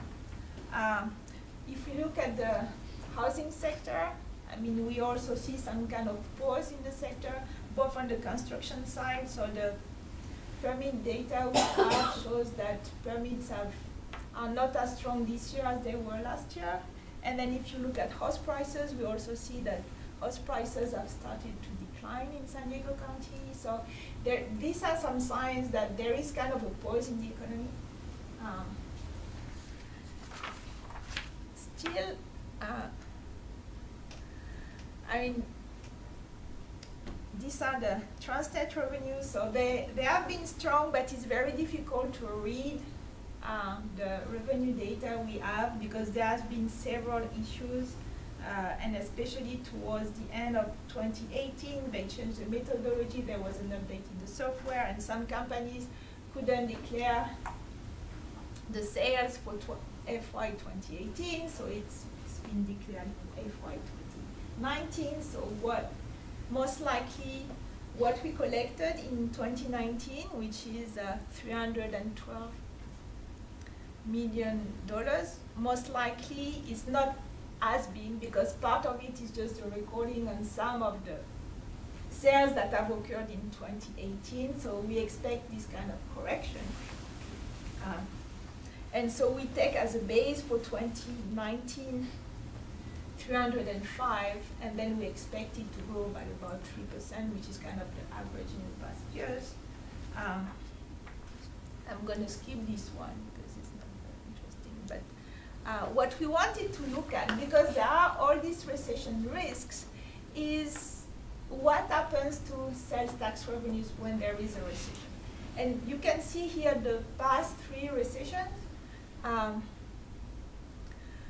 And you can see they are all different. They are different in terms of length, and they are also different in terms of the contraction in the economy. So you can see in 1991, the GDP in the US contracted by 1.4%. And there was a dip in our transstate revenues, and it took about 4 years to recover the level before the recession. In 2001, there was a mild recession. This was like the burst of the dot-com economy. It was mild at the US level, so decline of GDP of just 0.3% during that recession. And although the transstate revenue slowed, they didn't contract during that period. And then came the nightmare of all time, the Great Depression with, Great Recession, sorry, with a contraction of GDP in the US by 5%. And you can see there was a strong decline in the transstate revenues. And this is in current dollars, in years of collection dollars, it took 6.5 years to go back to the pre-crisis level. So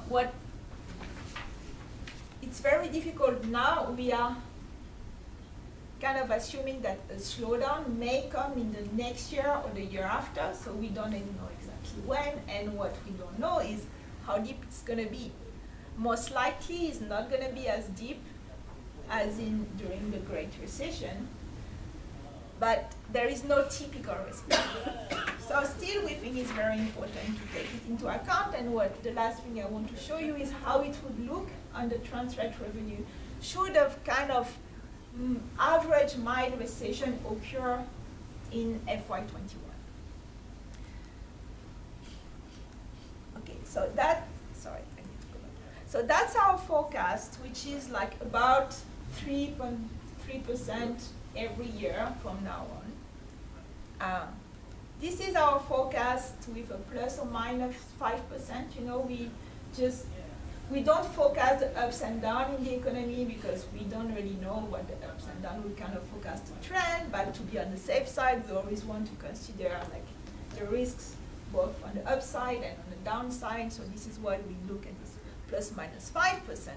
And then we thought, what would happen if a recession like the 1991 recession happened in 2021? So we did some regression and we applied the impact of the recession on our transfer revenue. And what you would see is that there would be some kind of short-term contraction, and then it would take about 6 years to go back to the trend. And in between, so between 2021 and 2026, there will be kind of a revenue loss that we estimate at about 83 million, sorry. So this is what it would look like should a recession hit the San Diego economy in the next 2 years and with some kind of lasting effects. But so to conclude on a more broader note, so the economy is still looking good. I mean, you know, unemployment is very low, employment is very high, and we have kind of a resilient economy. I mean, this has been shared with you by my colleagues before. Like, it's kind of very well diversified with some strong sectors. But we see some signs of slowing, both on the employment side and on the housing side. And more importantly, there are some signs at the global and national level that there may be a slowdown in the making, and we need to be vigilant and keep on checking what's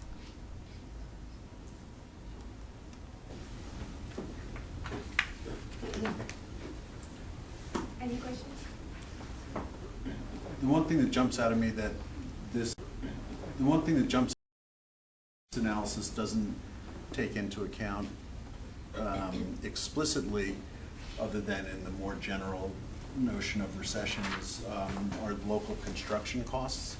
And I'm wondering if, because of the perhaps somewhat unusual volume of projects going on, not just here, but also up in Los Angeles, even if we see a recession, if we would expect to not see quite as much relief, if you will, from lowered construction costs, sort of offsetting the lower revenue. Do you understand what I'm asking? No, I think, in fact, we had a little more charts we showed the board, and I think one of them was the Caltrans cost index that has basically gone like this and then gone like this. Right.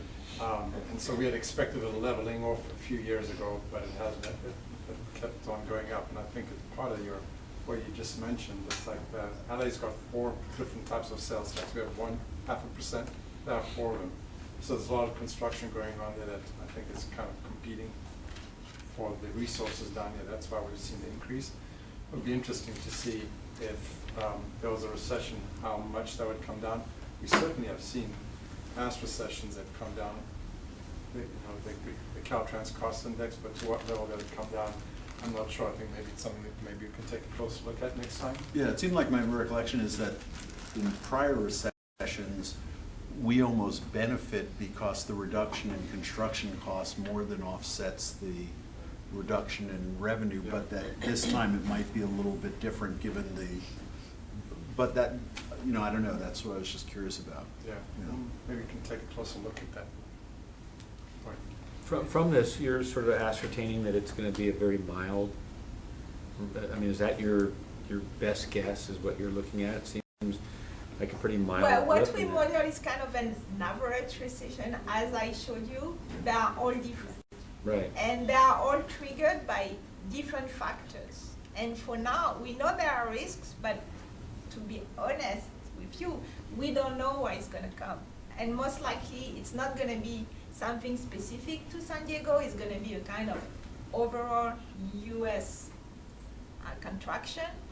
San Diego is not, if it's like a classical kind of trade-related recession, San Diego is not the most exposed county in the U.S. I mean, we are much less dependent on traditional manufacturing, so we wouldn't be hit as much. But we can tell you for sure this is what's going to happen. So our assumption is to take kind of the average.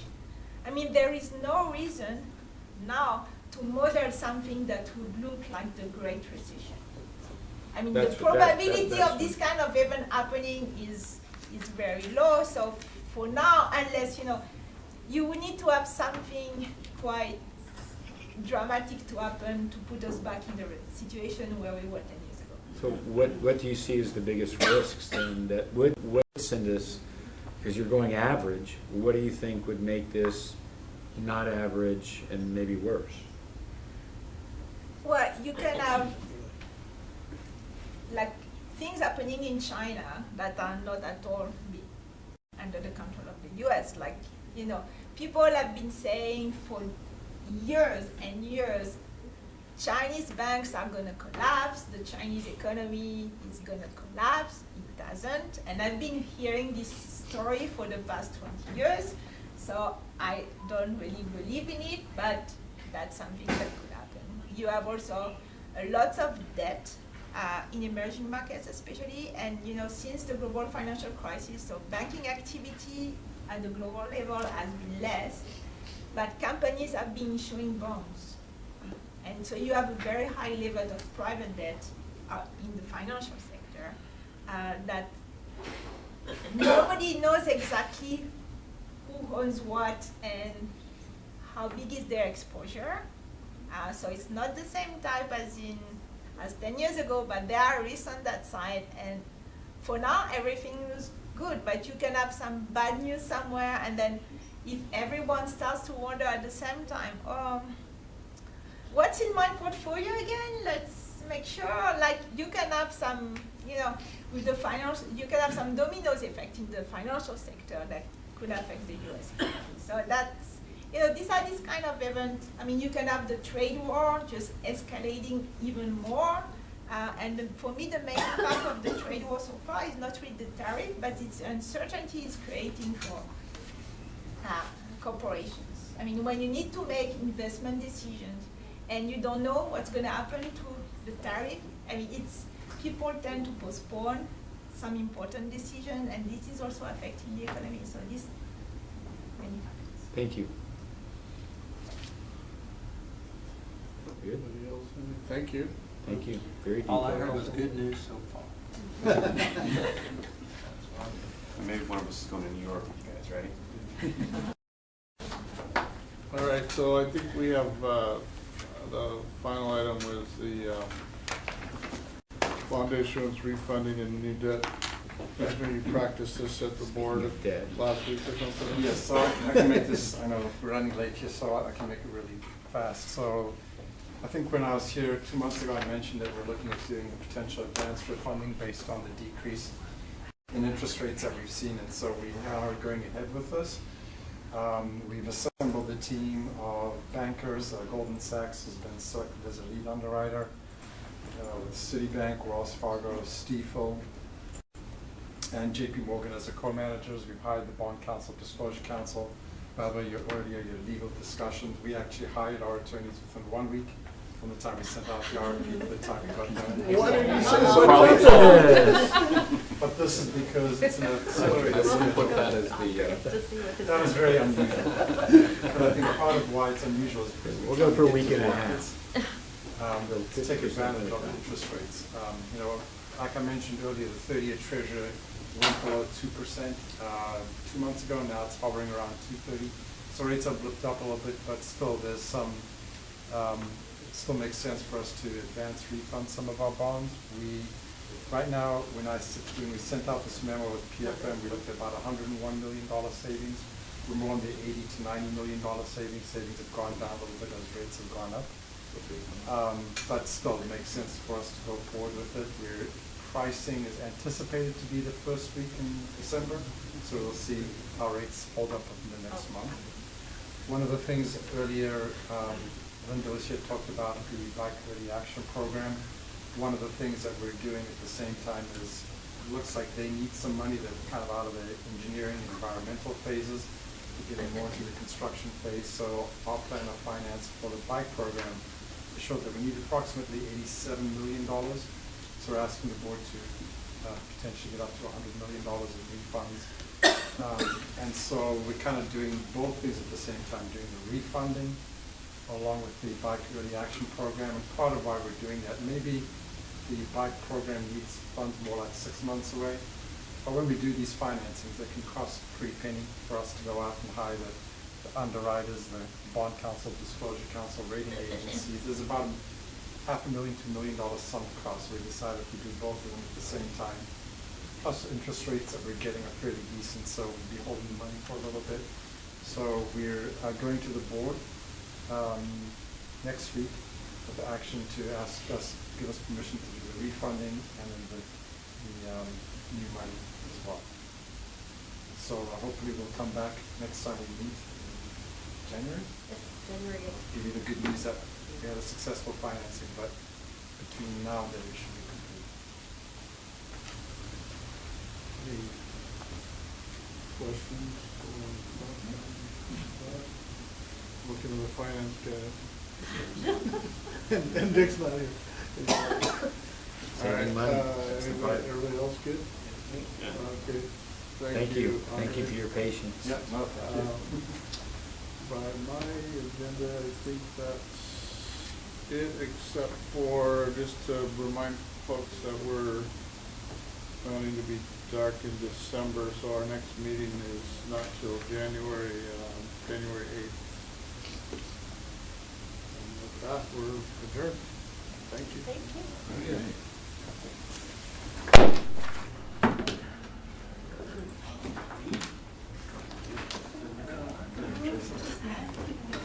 Trying to. We're